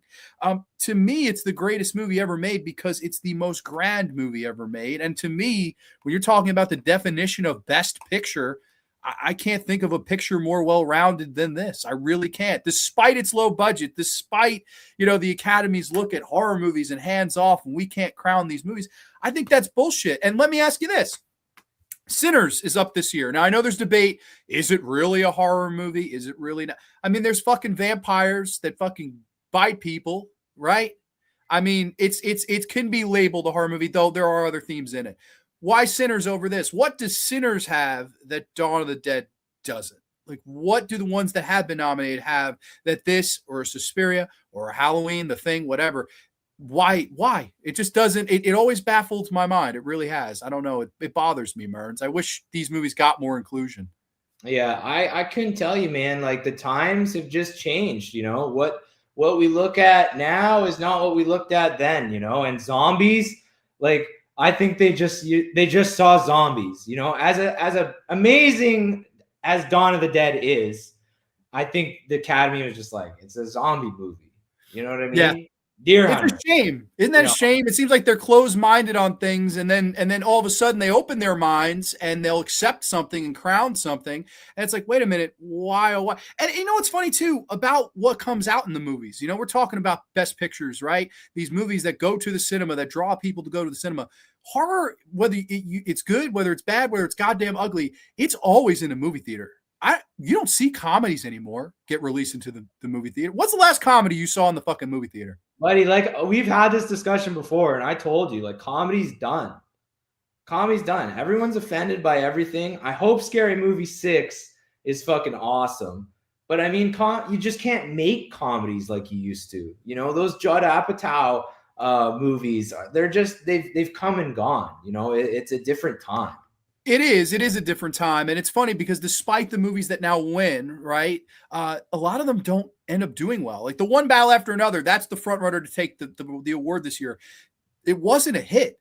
People didn't go to see it, and whereas Dawn of the Dead, they were lined up around the block to go see Dawn of the Dead, despite its low budget and things like that. So I don't know. It's just something that always kind of grinds my gears. But let's see what the chat has to say, because we do have someone that agrees, which no surprise here. A fellow Dawn of the Dead is their favorite movie person. Alpha Romero 100% agree with me, throwing the thumbs up. Yeah, I know. I said this to my dad, asked me what my picks were, and I read them off to him. And when I got to this, he looked at me. He's like, "You got to be fucking kidding." I was like, "I'm not fucking kidding, though. Why can't horror movies be mentioned? I don't don't see why not. It's a look at its rating on IMDb. Look at it. It's mentioned 45 plus years later. It's still mentioned all the time. I think it's an iconic movie. I would say Deer Hunter, but Dawn is one of the greatest horror films ever, along with Alien, The Shining. There's one, Murray Mearns. I know you're a big Alien guy. Why wasn't that up for an Academy Award? That's a fucking masterpiece. Yeah, it is a masterpiece, dude. That's probably my favorite film of all time, next to like Goodfellas. And it wasn't, it's just kind of crazy. The Thing should have definitely been nominated for Best Picture. Yeah, completely. It should have been. It should have been up for effects. Botine should have won something, but it, again, just didn't draw, and it didn't make any noise. And it's also a horror film. It has that stigma. They say Silence of the Lambs is a horror movie, which won Best Picture. See, again, a lot of people have thrown it's a thriller. It's not a horror movie to me. And I kind of look, I'm like, does that just make you feel better? Like, is it really that big of a, oh, we can't give it to that horror shit. Horror is one step above porn in the eyes of the Academy. Yeah, that most likely is it. Unless it's something pretentious, then all of a sudden horror is included. It's like, oh my God, wait a minute, this is pretentious. I like Deer Hunter a lot, but director Michael Cimino would have huffed his own farts if he could have. He single-handedly killed the era of filmmaking with Heaven's Gate. Oh shit, Jeff is shooting. Here's the other Jeff, because all those people are fools. That's why. Hey, Alf, I hope you're having a great night. Man, I wish I was in the Vietnamese gambling ring at the end of Deer Hunter. Do you wish you were playing the Russian roulette with Christopher Walken? I'm playing Russian roulette. Yeah. I think horror during that time wasn't taken very seriously unless it was a big director like Friedkin or De Palma. Yeah, sure. No, you're totally on the ball with that. But it's funny because that was the golden era of it. Like, I think the 70s is the best decade for horror ever. Bad publicity. If Dawn of the Dead came out today, it would definitely get accolades because horror is so culturally acceptable nowadays. Do you agree with that? Would Dawn of the Dead be up for Best Picture if it came out this year? I think people's view on horror movies has changed immensely. You know what I mean? It puts people in the theaters, right? It does. It really does. I mean, I'm curious to see how that Undertone movie is going to do. But it always has the ability to draw a shit ton of money, and there's no denying that. Don't the Oscars have diversity quota now or something? It's yeah, we have diversity, but only what they select to have diversity for. They're very careful with what they're diverse for, as opposed to what they're diverse against. I agree, Kubrick. I like the movie, but I just think it was a lot of those Hollywood directors got too big for their bridges, way over budget, too much ego. Roger Ebert got it. Yes, he did. He gave Dawn of the Dead the perfect score. But I know Mearns. I don't know if Mearns was on with that one. So we can move on from Dawn of the Dead, unless there's anybody else on the red carpet that you're looking to point out right here, Mearns. I don't know. Is there anyone over where you are there, Griffin? I don't know, Paul Mearns. In the distance, I think I see him. I think that actually might be him, Mearns. You know who it is? Who is it, buddy? Fucking Tom Cruise. I'm going to walk over to him and tell him how much of a pussy that he is. And I'm also going to stand over him because he's about 5'6" with high heels on. And I'm just going to fucking bury his ass and tell him that he was a pussy and born on the 4th of July. Is he really short? Is he short? He's really that short. Yeah. And his girlfriend is like 19 and 6'1" and taller than him. And I don't know. It's kind of a mess, man. I don't know. Tom Cruise sucks. Do you like Tom Cruise? Well, I don't like Tom Cruise as a person. Me neither. But like Tom Cruise's movies are fucking amazing. Like, I think he's got the best agent like working for him. Every movie he's in is really good. He has been in a lot. So good. Oblivion, so good. Magnolia, so good. Eyes Wide Shut. Mission Impossible. I haven't seen all 9 of them. But the ones that they're good, His little cameo in Tropic Thunder, amazing, I met Tom Cruise and he is short. That's fucking amazing. Okay, confirmed he's short. Tom Cruise made me fist him. Did he really? Jesus Christ. I like all those movies. I like Born 4th of July and fucking Eyes Wide Shut. He's made some really good movies. The Color of Money. I just don't like the guy. He's one of those people he's so insincere and disgenuine. I can't stand him. He's a weird dude. Like that whole jumping on the couch, like on Oprah's talk show. I'm in love with Kenny Holmes. But bad publicity is good publicity. And I mean, look at the movies the guy has under his belt. Like you just can't ignore it, right? No, definitely not. But what's your next picks, Mearns? What's next in the envelope of fun there? All right, buddy. I'm so glad you asked. Only on Griffin's Backyard. And the award for Best Picture Snub.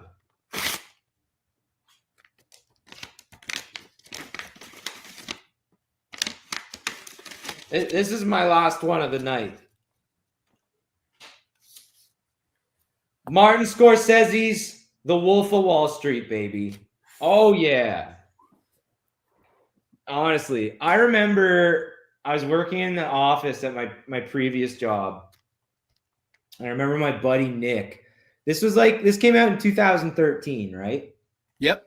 I remember my buddy Nick walked into the office. It was like a weekend, and it's a Monday, and he just walks in. He goes, "Dude, I just saw The Wolf of Wall Street." He was like, "Honestly, man," he's like, "get to the fucking theaters. Like, you gotta see this shit." And I was like, "Really? Like, it's that good?" He's like, "Dude, it is that good." And it is fucking amazing. Let's go over it, my friend. The Wolf of Wall Street, 2013.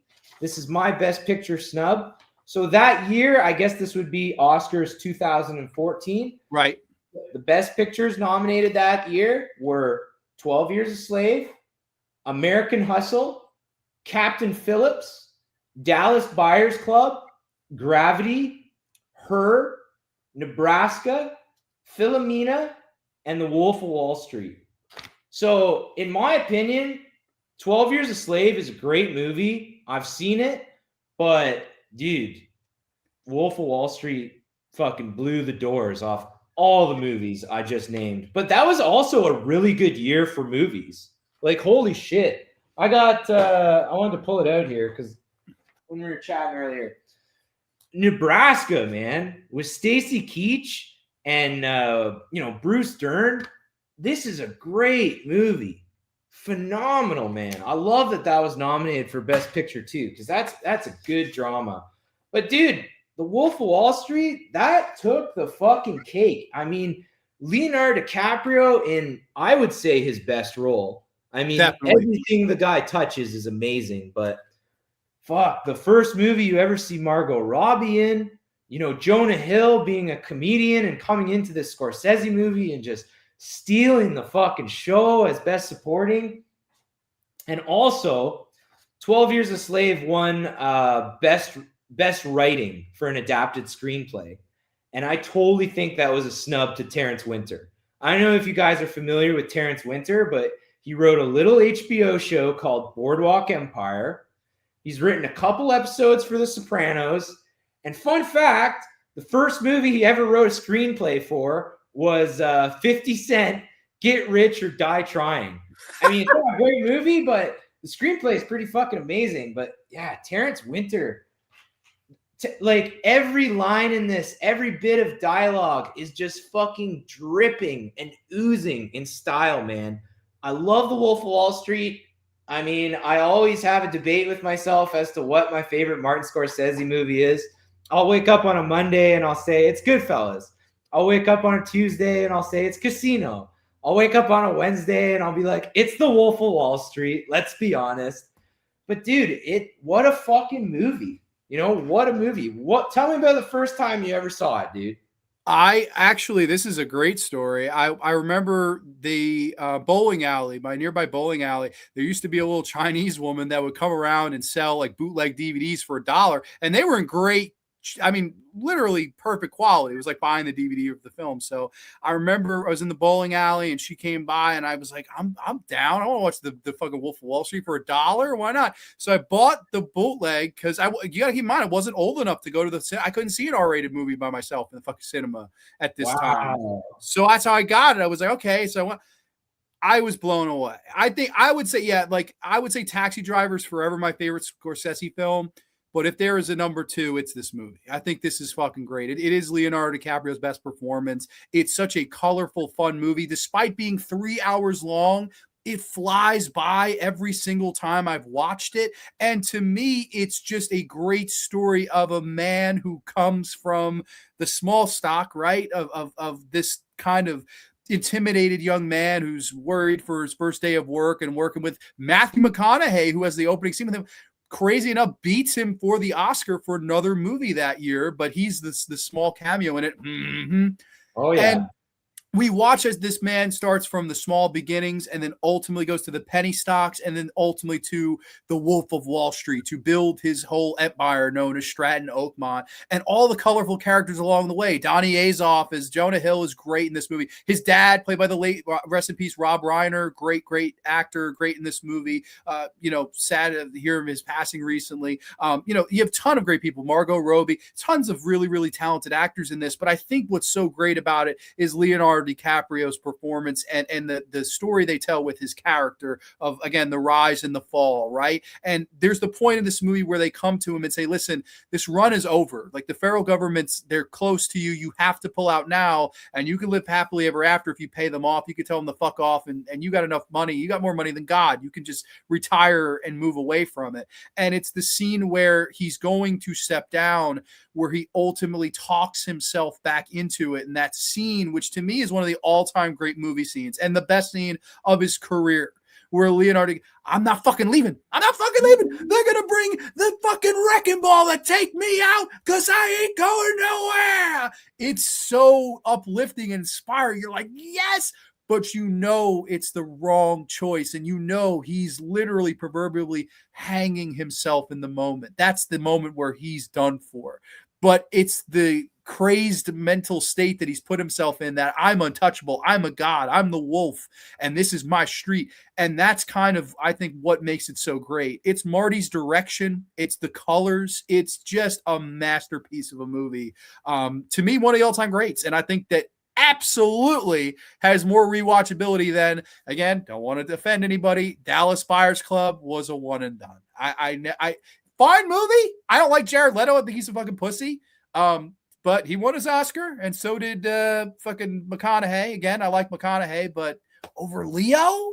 Come on. The way Leo talks you back into that room and talks himself back into the position, that's cinema 101. That's some of the best shit you'll ever see, paying your ticket to go to the movie theater. It's fucking great, man. Even like best director, like Scorsese, like he should have got it, man. I like Killers of the Flower Moon was good, and like I know he was so like proud of making that movie, but like The Wolf of Wall Street was way fucking better than that. I agree. Killers of the Flower Moon is the opposite. It's way too fucking long, and you feel it.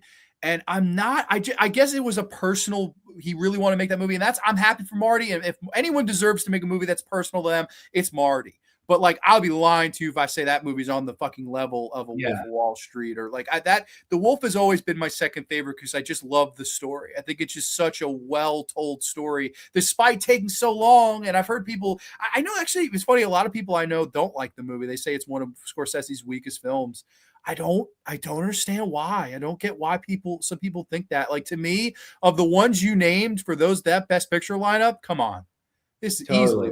I would say the second best movie was Her, which was, we reviewed the last time you were on here, which was about a guy falling in love with his fucking iPad. I love that Scorsese is friends with all these directors. You know, Spike Jonze is in The Wolf of Wall Street. Jon Favreau is in The Wolf of Wall Street. Rob Reiner's in The Wolf of Wall Street. All these amazing directors, you know, he brings on set and gets them to be characters. And it's just in typical Scorsese fashion, you know, the addiction of money and power and greed. Yes. But the chickens come home to roost, as Rob Reiner says, and the fall, you know what I mean? And all these things that are glorified, but eventually you end up with nothing. And that's a theme of so many of his movies, you know? Yes. Like, I remember watching fucking Goodfellas, like, as a teenager and being like, I want to be a fucking gangster. Like, I would just want to be a fucking gangster. My dad's like, yeah, you'd be a gangster for 2 seconds. You get shot and fucking dead. You know what I mean? Like, and it's so true, you know? Like, you're glamorizing these bad people, but it just looks so cool and it looks so appealing. And that's what makes it such a great movie. Dude, completely agree. I think of the ones of so far of your four, you said this was the last one, easily my favorite of your list for sure. I watch this movie. I know you watch this with Christy on New Year's Eve every year, right? Dude, it's been a tradition of ours for the last couple of years on New Year's Eve. You know, it's a long ass movie. We start at 6 o'clock. We have some appetizers. 9 o'clock, it's done. And you know, you got the countdown at midnight. But we both love it, and I love that my wife loves it too. And it's a great party movie. Yeah. You know?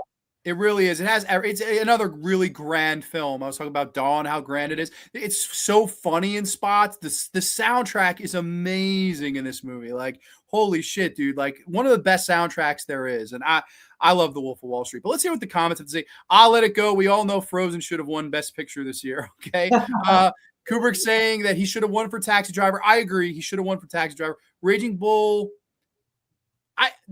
A lot of people say that's one of the biggest Best Picture snubs ever is Raging Bull. Do you agree? I'm not as big on Raging Bull as most people. It's a good movie, but I don't know. I think Ordinary People beat it, I want to say, off the top of my head. I'm not sure. I would take Ordinary People over fucking Raging Bull. But are you a fan of Raging Bull? Love it. It's a great movie, man. Wow. Joe Pesci. Raging Bull got Martin Scorsese like off cocaine. Like he was really into cocaine, and apparently like De Niro like got him sober, you know? And so as much, it's kind of like an accomplishment, you know, not just a great movie, but also just a real turn of events for Scorsese himself, right? Becoming a different person. Well, I didn't know all that. Wow, that's interesting. I don't know if you would call this a classic, but the 2011 movie The Artist had won Best Picture. It did, and I think it won Best Picture. It was a silent movie, and I forget what went up against it. It did. That felt like inclusion, right? We want to be so diverse. That felt like have that win. Like it felt like I remember the year watching it. I was being like, this was a good movie, but did it have to win Best Picture? Like it just, I don't know. That one felt like pandering to me.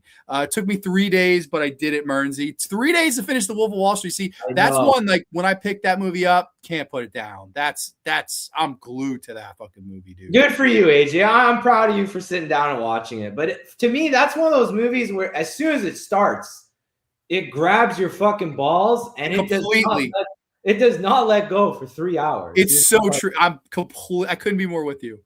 Yeah, even if your balls are sweaty and you're in Mexico and you're trying to watch Whiplash in the lobby. Taxi Driver is my favorite Scorsese too. Yes, it's the best. McConaughey won. It was a good performance. Jordan Belfort, the guy DiCaprio plays the douchebag. Well, that's the character he played. Yeah. Got some dinner, eating some burgers while watching the show. Oh, nice. I know Brett's a California guy. Did you get some In-N-Out burger? Did you get some 4x4s? I know there's a ton of Wolf of Wall Street, all-time great film for sure. Jared Leto's performance was great in Dallas. I hate Jared Leto. I can't watch anything with Jared Leto in it. He's like Ben Affleck. Like anything with Ben Affleck or Jared Leto, I can't do it. You're not a 30 Second to Mars guy, I guess. Mearnzy the gangsta. Mearnzy, you think you're funny? What the fuck is funny? Goodfellas. Ordinary People did yes. See, I think that is a great film. I would take that over Raging Bull perfectly, personally. Jared Leto, the worst Joker of all time. Yeah, I would have to agree with that. And definitely the worst Morbius of all time as well. All right, my next pick, I got two more here, but I know that obviously Mearnz said he was out of pick, so we can maybe just make this a little bit of an open discussion after this one. From 2009 into 2010, you may remember the Best Picture race that year was kind of crazy because you had a ex-husband and ex-wife going up against each other in the Best Picture category. What am I referring to? I'm referring to James Cameron's Avatar, the highest grossing movie of all time, just under $3 billion. Throw up your pinkies for you. And of course, The Hurt Locker, which ended up winning the Best Picture award. Catherine Bigelow, his ex-wife. And I always say that she took the balls in the divorce with Catherine Bigelow because fucking James Cameron, in my opinion, has not made a good movie since, but I know you're going to hate that. I didn't take either one of them. I don't like either one of them. I like a little movie called District 9. Yes, District 9, my Best Picture winner for that year, in my humble opinion. Where the fuck did I put the Blu-ray? Put the Blu-ray right here. District 9, which another Peter Jackson joint, right? He produced it, didn't direct it. This was directed and written by Neil Blomkamp, who was the first-time filmmaker. And I know we were going to discuss a little bit of his career because unfortunately it kind of plummeted after this, but holy shit, man. In a year where there was so much noise, I believe there was I think the Toy Story 3 had come out. A lot of people had gone on about that. Avatar, the highest grossing movie, the Catherine Bigelow drama, they end up winning Best Picture. I remember watching the awards that year and being like, that's all well and good. You could talk about all you want to talk about, make stories about it. y'all got nothing on District 9. This is one of my favorite movies that have come out in my lifetime. One of my all-time favorite movies. Mearnz, do you remember watching this one? Did you see this in the theater? Fuck yeah, buddy. I saw it in theaters with a bunch of buddies. And I remember like a group of us coming out, and like me and the one buddy, we were more into movies. You know, we like to discuss movies and shit. And we thought it was brilliant. It was brilliant. And I will see your Blu-ray and I will raise you my DVD. Yes. But dude, like we've discussed before, like how it starts with this kind of mockumentary style. You don't really know what you're watching. You know, am I watching a news report? Am I watching? And then he comes home. It's a surprise birthday party. He starts puking out all this black shit. Right. And we start to kind of, the wheels start turning and we realize what's going on. This guy's turning in to one of the things he hates. You know, prawns. The prawns, right? And what's that actor's name? He's great. Sharlto Copley. He's great, man. But dude, District 9 to me was a very fresh film and very different from the rest. And I would have given it Best Picture that year too, even over Avatar. That's saying a ton because you're the biggest Avatar fan I know. So I love Avatar, but I think 2 and 3 are way better than the first one. The first one is kind of a Dances with Wolves ripoff with blue people. It's a story it's a story we've seen so many times. But District 9 was so fresh, dude. So I love your pick. I'm so happy you're with me on that. You don't even know what that means. Like, and you know, I agree. Like the story of this again is beautiful. It's so good because we meet Sharlto Copley's character, and he is this guy that works for the HMA, which is like the Humans Against Alien, whatever I forget what the exact abbreviation is or what it stands for, but it's like Humans Against Aliens, and they're knocking on the doors in District 9, which is basically a slum, which is basically where they're putting these aliens, these prawns in the projects, and they're going door to door. And you see how heartless this guy is at first. They're burning alien babies. Like they burn the alien babies. And he goes, "Oh, that sounds like popcorn." He's joking around. And you see that he's kind of being so cold. And then once gets infected, once starts becoming a prawn, in a way, I love the way they play it out where he, despite becoming more of an alien, finds his humane side. That's the story that we're telling here. We open up, he's a human, happy with a wife, not the greatest guy morally, but as he becomes an alien, he starts to find the humanity in and of himself as the movie plays on. And dude, the action in this, the effects, I watched this last night. It's been what, 17 years since this has come out. The effects still look tremendous. It's a $30 million budget, and the CG still looks really good. It's sparingly used. It's still a really great character story, and I love the direction and writing from Neil Blomkamp. The mockumentary kind of dabbles here and there to kind of world build this. I don't know, man. District 9 to me is an all-time classic. Like I sort of think this should have been the movie. And it was a big hit. Don't get me wrong. It made a lot of money against a $30 million budget.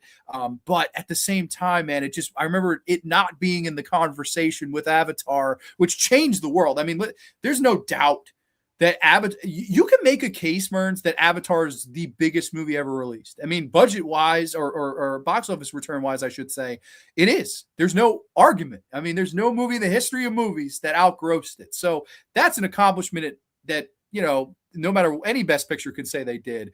You know, and as despite all the success that it got, all the acclaim that it got, same with Hurt Locker and Jeremy Renner, who I do like as an actor.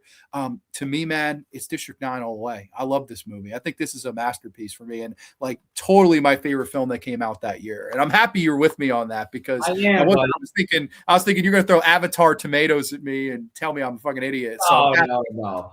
I mean, I love Avatar. I mean, he waited too long. You know, he didn't have the technology to make, you know, what his vision was. But, you know, I love Avatar 2. And the third one fucking, you know, blew my socks right off. I'm ready for 4. You know, I'm the only one. I'll sit in a theater for 5 hours and look at some blue dick and just be like, wow. Let me ask you this. Have the effects in the original Avatar aged as well as a movie like this, or maybe better? Same, like, what do you think? It's been a while since I've watched the first Avatar, but I agree with you with District 9. Like it's aged tremendously. It still looks great. And I love, like, you're just rooting for the aliens by the end. Like the prawns, you hate that one drill sergeant who's like beating the Jason shit out Cope. of him. He's like, I love my job. Like, I remember being in the theater being like, I hate this guy. Like, I want him to die. And he does. Like, the movie is not shy on fucking body horror. It's And very gore. violent. Yeah, very violent. Yeah. But let me ask you this question. Do you wish there was a sequel? Do you wish there was a District 10 and they came back for him? Or do you just like how it ended? Oh, that's a great question. If you had asked 12-year-old John Grande when I saw this, I would have said, give me the sequel tomorrow. You're asking 29-year-old John Grande, no. Like, leave it. It's perfect the way it is. Don't fuck with it. I agree, you know? Like, sacrifices have to be made. He helped them get off and get in that ship and take off, and he's like, we'll come back for you. We'll come back for you. And the aliens leave, and this guy's stuck as a prawn, living in the dumpster and like making flowers out of fucking pop cans for his wife. Like, I thought it's, despite being a movie mostly about aliens that come to Earth, it's very much about humans. Like, that's the beauty of the movie. Sure, Like, I do wonder, and I know I wanted to make a point to talk about this. The director, man, why did this guy never really make anything like, okay, I understand sometimes you peak early. Toby Hooper peaked early. Some of the best filmmakers there ever were peaked early. But holy shit, man. Chappie, Elysium, fucking what was the other one? Oh my god, they're all forgettable, really. Why did Neil Blomkamp? District 9, Elysium, and Chappie. And look at the star power. You know, you got Matt Damon coming in Elysium. Hugh Jackman fucking being in Chappie, but Barney Bieber too, right? Yeah, but I saw what he wanted to do. You know, he wanted to have more of a, you know, social commentary and for it to be much more impactful than what they are. Because the final product, you're just kind of like, it wasn't that good. You know, like Chappie is this robot and they teach it to do terrible things, you know, and they want you to feel for him, but you just don't. You don't feel for him the same way you feel for these prawns. You're so right. Yeah, like I saw both the other two. I saw Elysium in the theater and was so excited. I was like, this is the guy who did District 9. This is gonna be fucking great. I left, even that I was like kind of disappointed. Same thing with Chappie. It seems like everything since is just not measured up. And it's not that it's not measured up by a little bit. It's been a wide margin, it kind of feels like. So it's a shame, but man, District 9 is one of my all-time favorites. Like to me, that's the movie that deserved to gross the $3 billion for me. But like, you know, Avatar did, and that was the story of that whole Oscar season. Let's see, we didn't have as many comments on this one. Catherine Bigelow is the first woman to win Best Director. Yes. District 9 was messy. Get out of here. I love District 9. I hear you. I'm just kidding with you, Kubrick. But yeah, Jared Leto was the underrated movie, Chapter 27. Okay. District 9, sort of like a documentary. Yeah, a little bit of mockumentary in there. Let's see. Before Avatar, there was Ferngully, The Last Rainforest. That was the movie I always kind of compared to. Grande, do you like District 9 because it's found footage kind of atmosphere going for it? That's not the main reason. I think I've mentioned most of the main reasons why I like it. I just love I love the story. I think it's a great story personally. District 9 is one of the greatest sci-fi movies ever. I'm with that. I think it is one. It's definitely of my top sci-fi movies ever made for sure. It's right up there. It's crazy. Two of my picks on my list were sci-fi movies. But I know you don't have any more picks. I had one more, but we could scrap that if you wanted. What did you want to talk about, Mearnz? Because I've been loving this conversation. Why don't you do your last pick? I mean, come on. All right, let's do it quick. Let's brush over this one because I want to get to talk about what you want to talk about because I don't think anyone. I know what it is, and I also disagree with it, but I want to hear why you like it. Okay, fair enough. We'll go quick on this one though. For sure. Best Picture in the year 1974 to 1975 was a little movie you might have heard of at one point or another called The Godfather. It's my dad's personal favorite movie. I know several people that consider it the all-time greatest movie ever made. And then some people say the second one is the greatest movie ever made.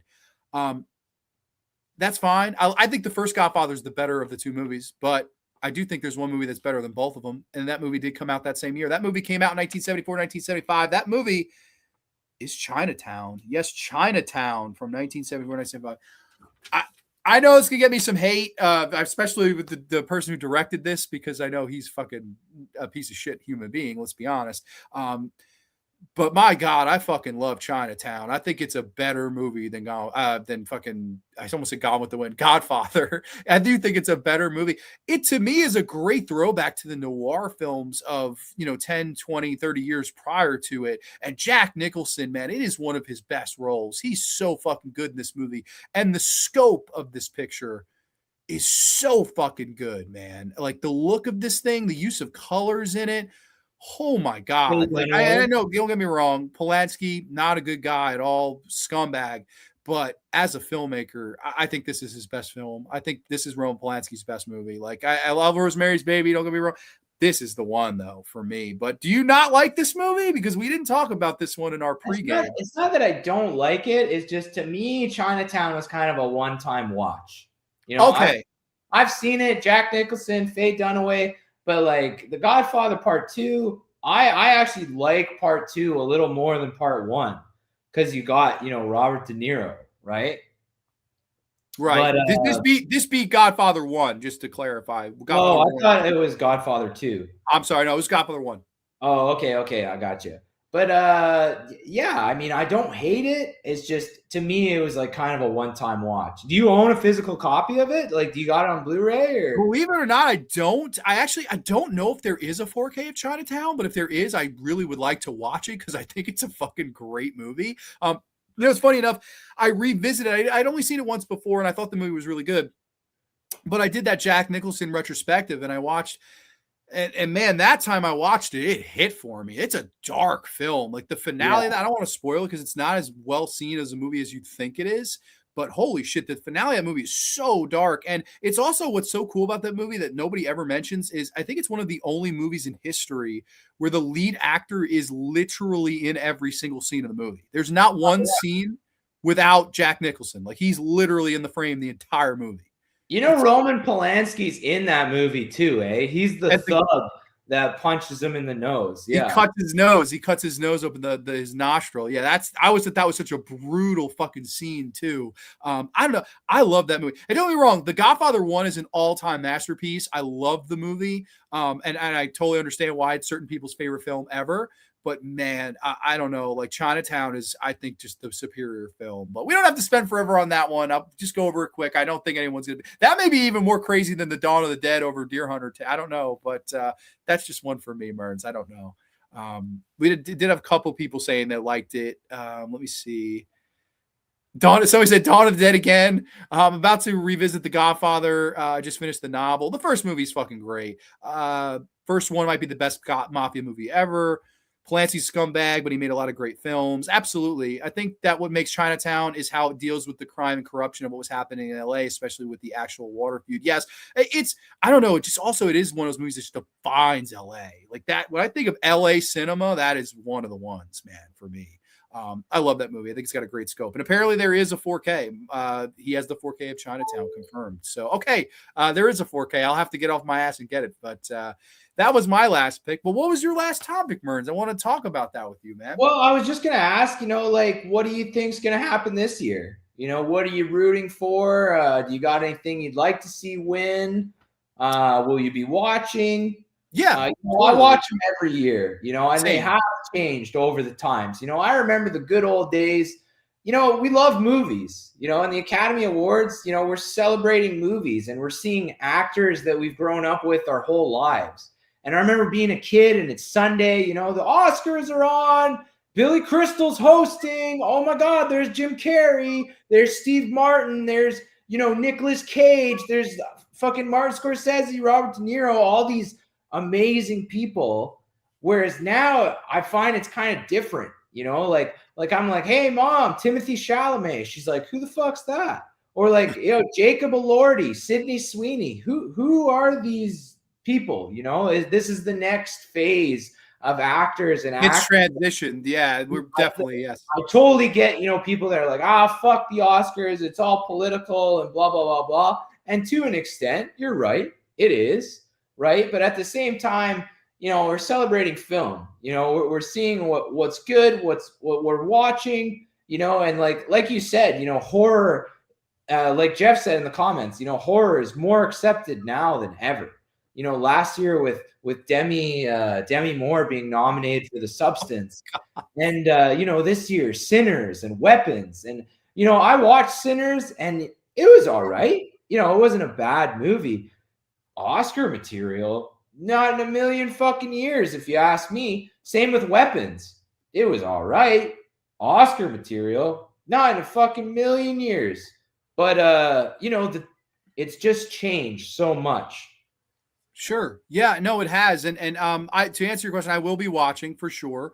I definitely, it's funny. I used to watch with my grandmother every year because she had been watching since the 30s. Like she watched in 1939. That was the Oscars she started to watch. So every year she made it a tradition. It was always a big party. She'd make like finger food. It was like her Super Bowl, right? And it was always in February around Super Bowl. It's like usually the same month. I don't ever remember it being in March. It's generally like February, almost always, I thought. But I would always watch with her, and to me, it was like our thing. That was one thing that we did. So like now that she's not here, it does feel weird not watching with her. But I do watch it every year to keep the memory of that alive, kind of thing. And yeah, no, she would probably be right there with you with the, who are some of these people? I don't even know them anymore. And you're right. It's transition. It change. Just like anything else. You adapt or you perish, or you adapt or you get lost behind. And that happens sometimes. Sometimes it happens earlier than later. But as far as this year, man, I got to say, of all the ones I saw, there was not many impressive movies. That fucking PTA, Paul Top, the one battle after another, that has got to be his worst movie. I do not give a fuck what anybody says. I do not. And I love Leonardo DiCaprio. I literally, when I did my spotlight on him, I think I gave him 6 Oscars. He should not be nominated for an Oscar for that. That's fucking crazy to me. Sean Penn is probably going to win. He couldn't have been more over the top cartoon villain of the week in that movie. It has a fun chase. Benicio del Toro is good.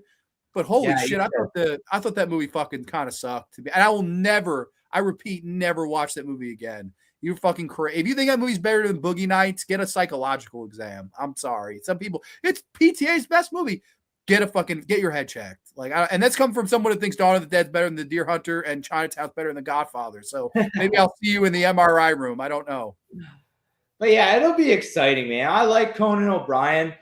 Some years you have really fucking terrible hosts. I'll never forget the year with James Franco and Anne Hathaway. Oh my God. I think that was the year of the Social Network, right? It was painful. It was painful, man. You could oh my God, feel the awkwardness coming out. And we've had some duds here and there, but I think Conan's a good choice. Love Conan. Yeah. Do you have a pick for Best Picture that you would say deserve to win it this year, or? In my opinion, the movie I liked the most was Eddington. I thought Eddington was fucking brilliant, but it was Eddington 2025? I thought it was 2024. Came out last year. Oh, okay. I'm sorry. Okay, came out last year. Always the year. Everything came out last year, but the Oscars are always the year after, right? In March. So Sinners and Weapons, they all came out last year, right? Right. Okay. Well, let me ask you this. As I know you're a big Ari Aster fan, why has Ari Aster not garnered any Oscar relevancy? Now, we've asked a lot of questions tonight about why. Why did Star Wars not fucking win over Annie Hall? Why did horror movies get snubbed and get the shaft for all these times? Why, Mearnz? Why is Ari Aster getting the shaft? Why? I don't know, man. And I think he doesn't give a fuck either. He's just going to keep doing his thing. But, look at Robert Eggers, Nosferatu. Why wasn't that nominated for, That was, I think he got cinematography nominations and maybe costume or something. All right. Small ones, sure. It's just, yeah, I don't know. It's a different day and age, man. And, but why do you think? I mean, Hereditary is pretty universally beloved. I will go on to say this, and I hate the movie too. I think in 50 years that will still be a movie that people herald as one of the best horror movies ever made, and I think that's my unbiased take. That's being fair. But why wasn't that movie up for the Midsummer? And then Beau is Afraid. They love Joaquin Phoenix. They love him. He won for Joker. He always. Why the fuck was that not nominated, Mearnz? What is it? Is he too artsy for the artsy crowd? What is it? Yeah, right. As if. I don't know, buddy. I couldn't tell you, but it's a damn shame he's not, for sure. Yeah, it is. It's I mean, I don't like him. I don't like any of his movies, but like it is shocking to me that he's never mentioned in Oscar season. Like I thought they would have given him nominations and awards and shit by now, but they haven't. The chat has some takes on what we've been discussing though. Let's see. Watch the Oscars from 87 to 2014. Okay. I can't wait for all the brilliant political commentary from all the geniuses that win awards. So that's what they do. They win their awards and they say, oh, well, the problem with this country, it's like, what the fuck? Like, just fucking thank your agent. Someone should tell actors they are there to celebrate their film and cut it out with all the downer bullshit. But that's what they do. That's it's like an agenda. It sucks, man. I hope Joaquin Phoenix wins something so he can incoherently chastise us again for drinking milk. Okay. I totally disagree with you on One Battle After Another. Love that film. I love PTA, but that is fucking not a good movie. And neither was Weapons. Fucking that is the stupidest fucking piece of shit movie. Fuck that. I will never watch Weapons. Weapons was like literally torture for me. I was like, I want to turn this off so bad. Horrible fucking movie. Awesome show as always. Only Franco and Hathaway are bad hosts. Yes, Eddington is phenomenal. Okay, I didn't see Eddington. That's one Ari Aster movie I've not seen. So would you say it's his best work, Mearnz? Well, how would you rank Ari? I love Beau is Afraid. I think Beau is Afraid that's number one for you. Number one. Eddington's so good though, and like the Academy used to love Coen brother movies. You know, No Country for Old Men, Hell Over High Water, Fargo. There Will Be Blood, like kind of that setting, right? And I'm surprised that Eddington didn't get anything because it's so Coen Brothers-esque in a way, but with Ari Aster's phenomenal filmmaking, like Joaquin Phoenix is so good in it. Pedro Pascal is such a good supporting role in it. I think you would enjoy it if you checked it out. I'm definitely unbiased. So I actually appreciate him staying away from horror movies. I hope he never makes another horror movie in my lifetime. He could make all the COVID Westerns you want to make. That would be great. Thank you for the concert, Mearnzy. Absolutely. DiCaprio, Penn, and Del Toro were great.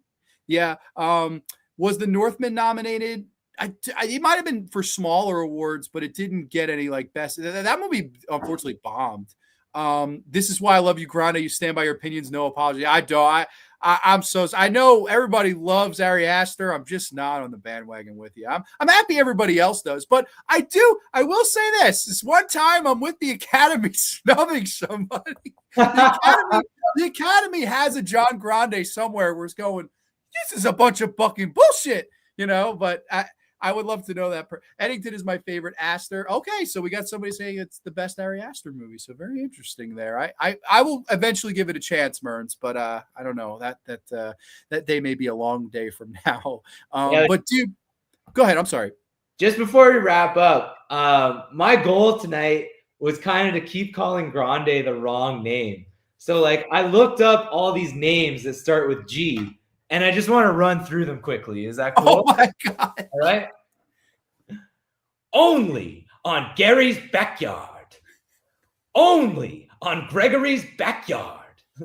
Only on Giles' backyard. Giles. Only on Gabriel's backyard. Only on Gareth's backyard. Only on Garrick's backyard. Only on Grant's backyard.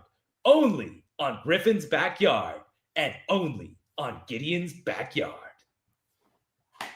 There you have it. I mean, I've been going by the wrong name all these years. I think Griffin Grande or Griffin's Graveyard, I think has a lot better ring to it than Grande's. Amazing. But the character Walter Duncan is one of my favorite Mearnzy characters, probably the best since Enzo Pissarelli. Just amazing. I think that's fucking funny as hell. But Mearnz, we love you, man. You're just such a fun, colorful person and great guest, great friend. I'm happy to call you a friend. And this was a lot of fun tonight, man. Thank you for dressing up and talking about some pretentious movies with me. It was a lot of fun. Grande, we love you too. And I love coming on here and talking movies. It's such a step out of my normal. Like if you follow me on Instagram, the movies I post are not fucking Oscar movies. No, they're not at all. Schlocky fucking practical effects trash. But I love movies. And I love coming on here and talking movies and celebrating movies. And I hope it we keep it going, buddy. So thanks for having me on. It's always a pleasure coming on, buddy. You always have a great time. Oh, dude, and you're always more than welcome. And yeah, you make a great point there. There is no one that quite loves cinema like Paul Mearnz. There's no movie mansion quite like Mearnzy's movie mansions. All right, maybe I should call him by the wrong name, or quite like Mike's movie mansion over here. This fucking guy, fucking Merwin's movie mansion. You love the schlock, but you love the art too, and like everything in between. That's why you were, a fantastic guest to have on for this, and a really fun spiritual sequel to the show Mateo and I did a couple weeks ago. So thank you so much. You had a couple kind words from the chat, then we'll get out of here. Where the heck were we? Looking forward to Monsters season 1 next week. I actually just finished watching it to prepare, interested to see how our opinions match up. Well, I'm interested to talk about it. Will be on Dr. Howdy, Two Sweet Peas. It's like, I love it when AI fucks up. Yeah. Encore. Ant-Man wants an encore from you. This was a great show, guys. Awesome topic. Thank you. Great show. Another great show, Grande. Thank you. Also, thanks to the live stream. I have now more interest in checking out these movies, especially District 9. We got one, Mearnz. We got one. Have a great night, guys, and everyone in the chat. Until next time, Jeff said it. Jeff Down is up and said it. We will catch you next time only on the Graveyard. Two Sweet Peas. Good night, everybody. Have a great weekend.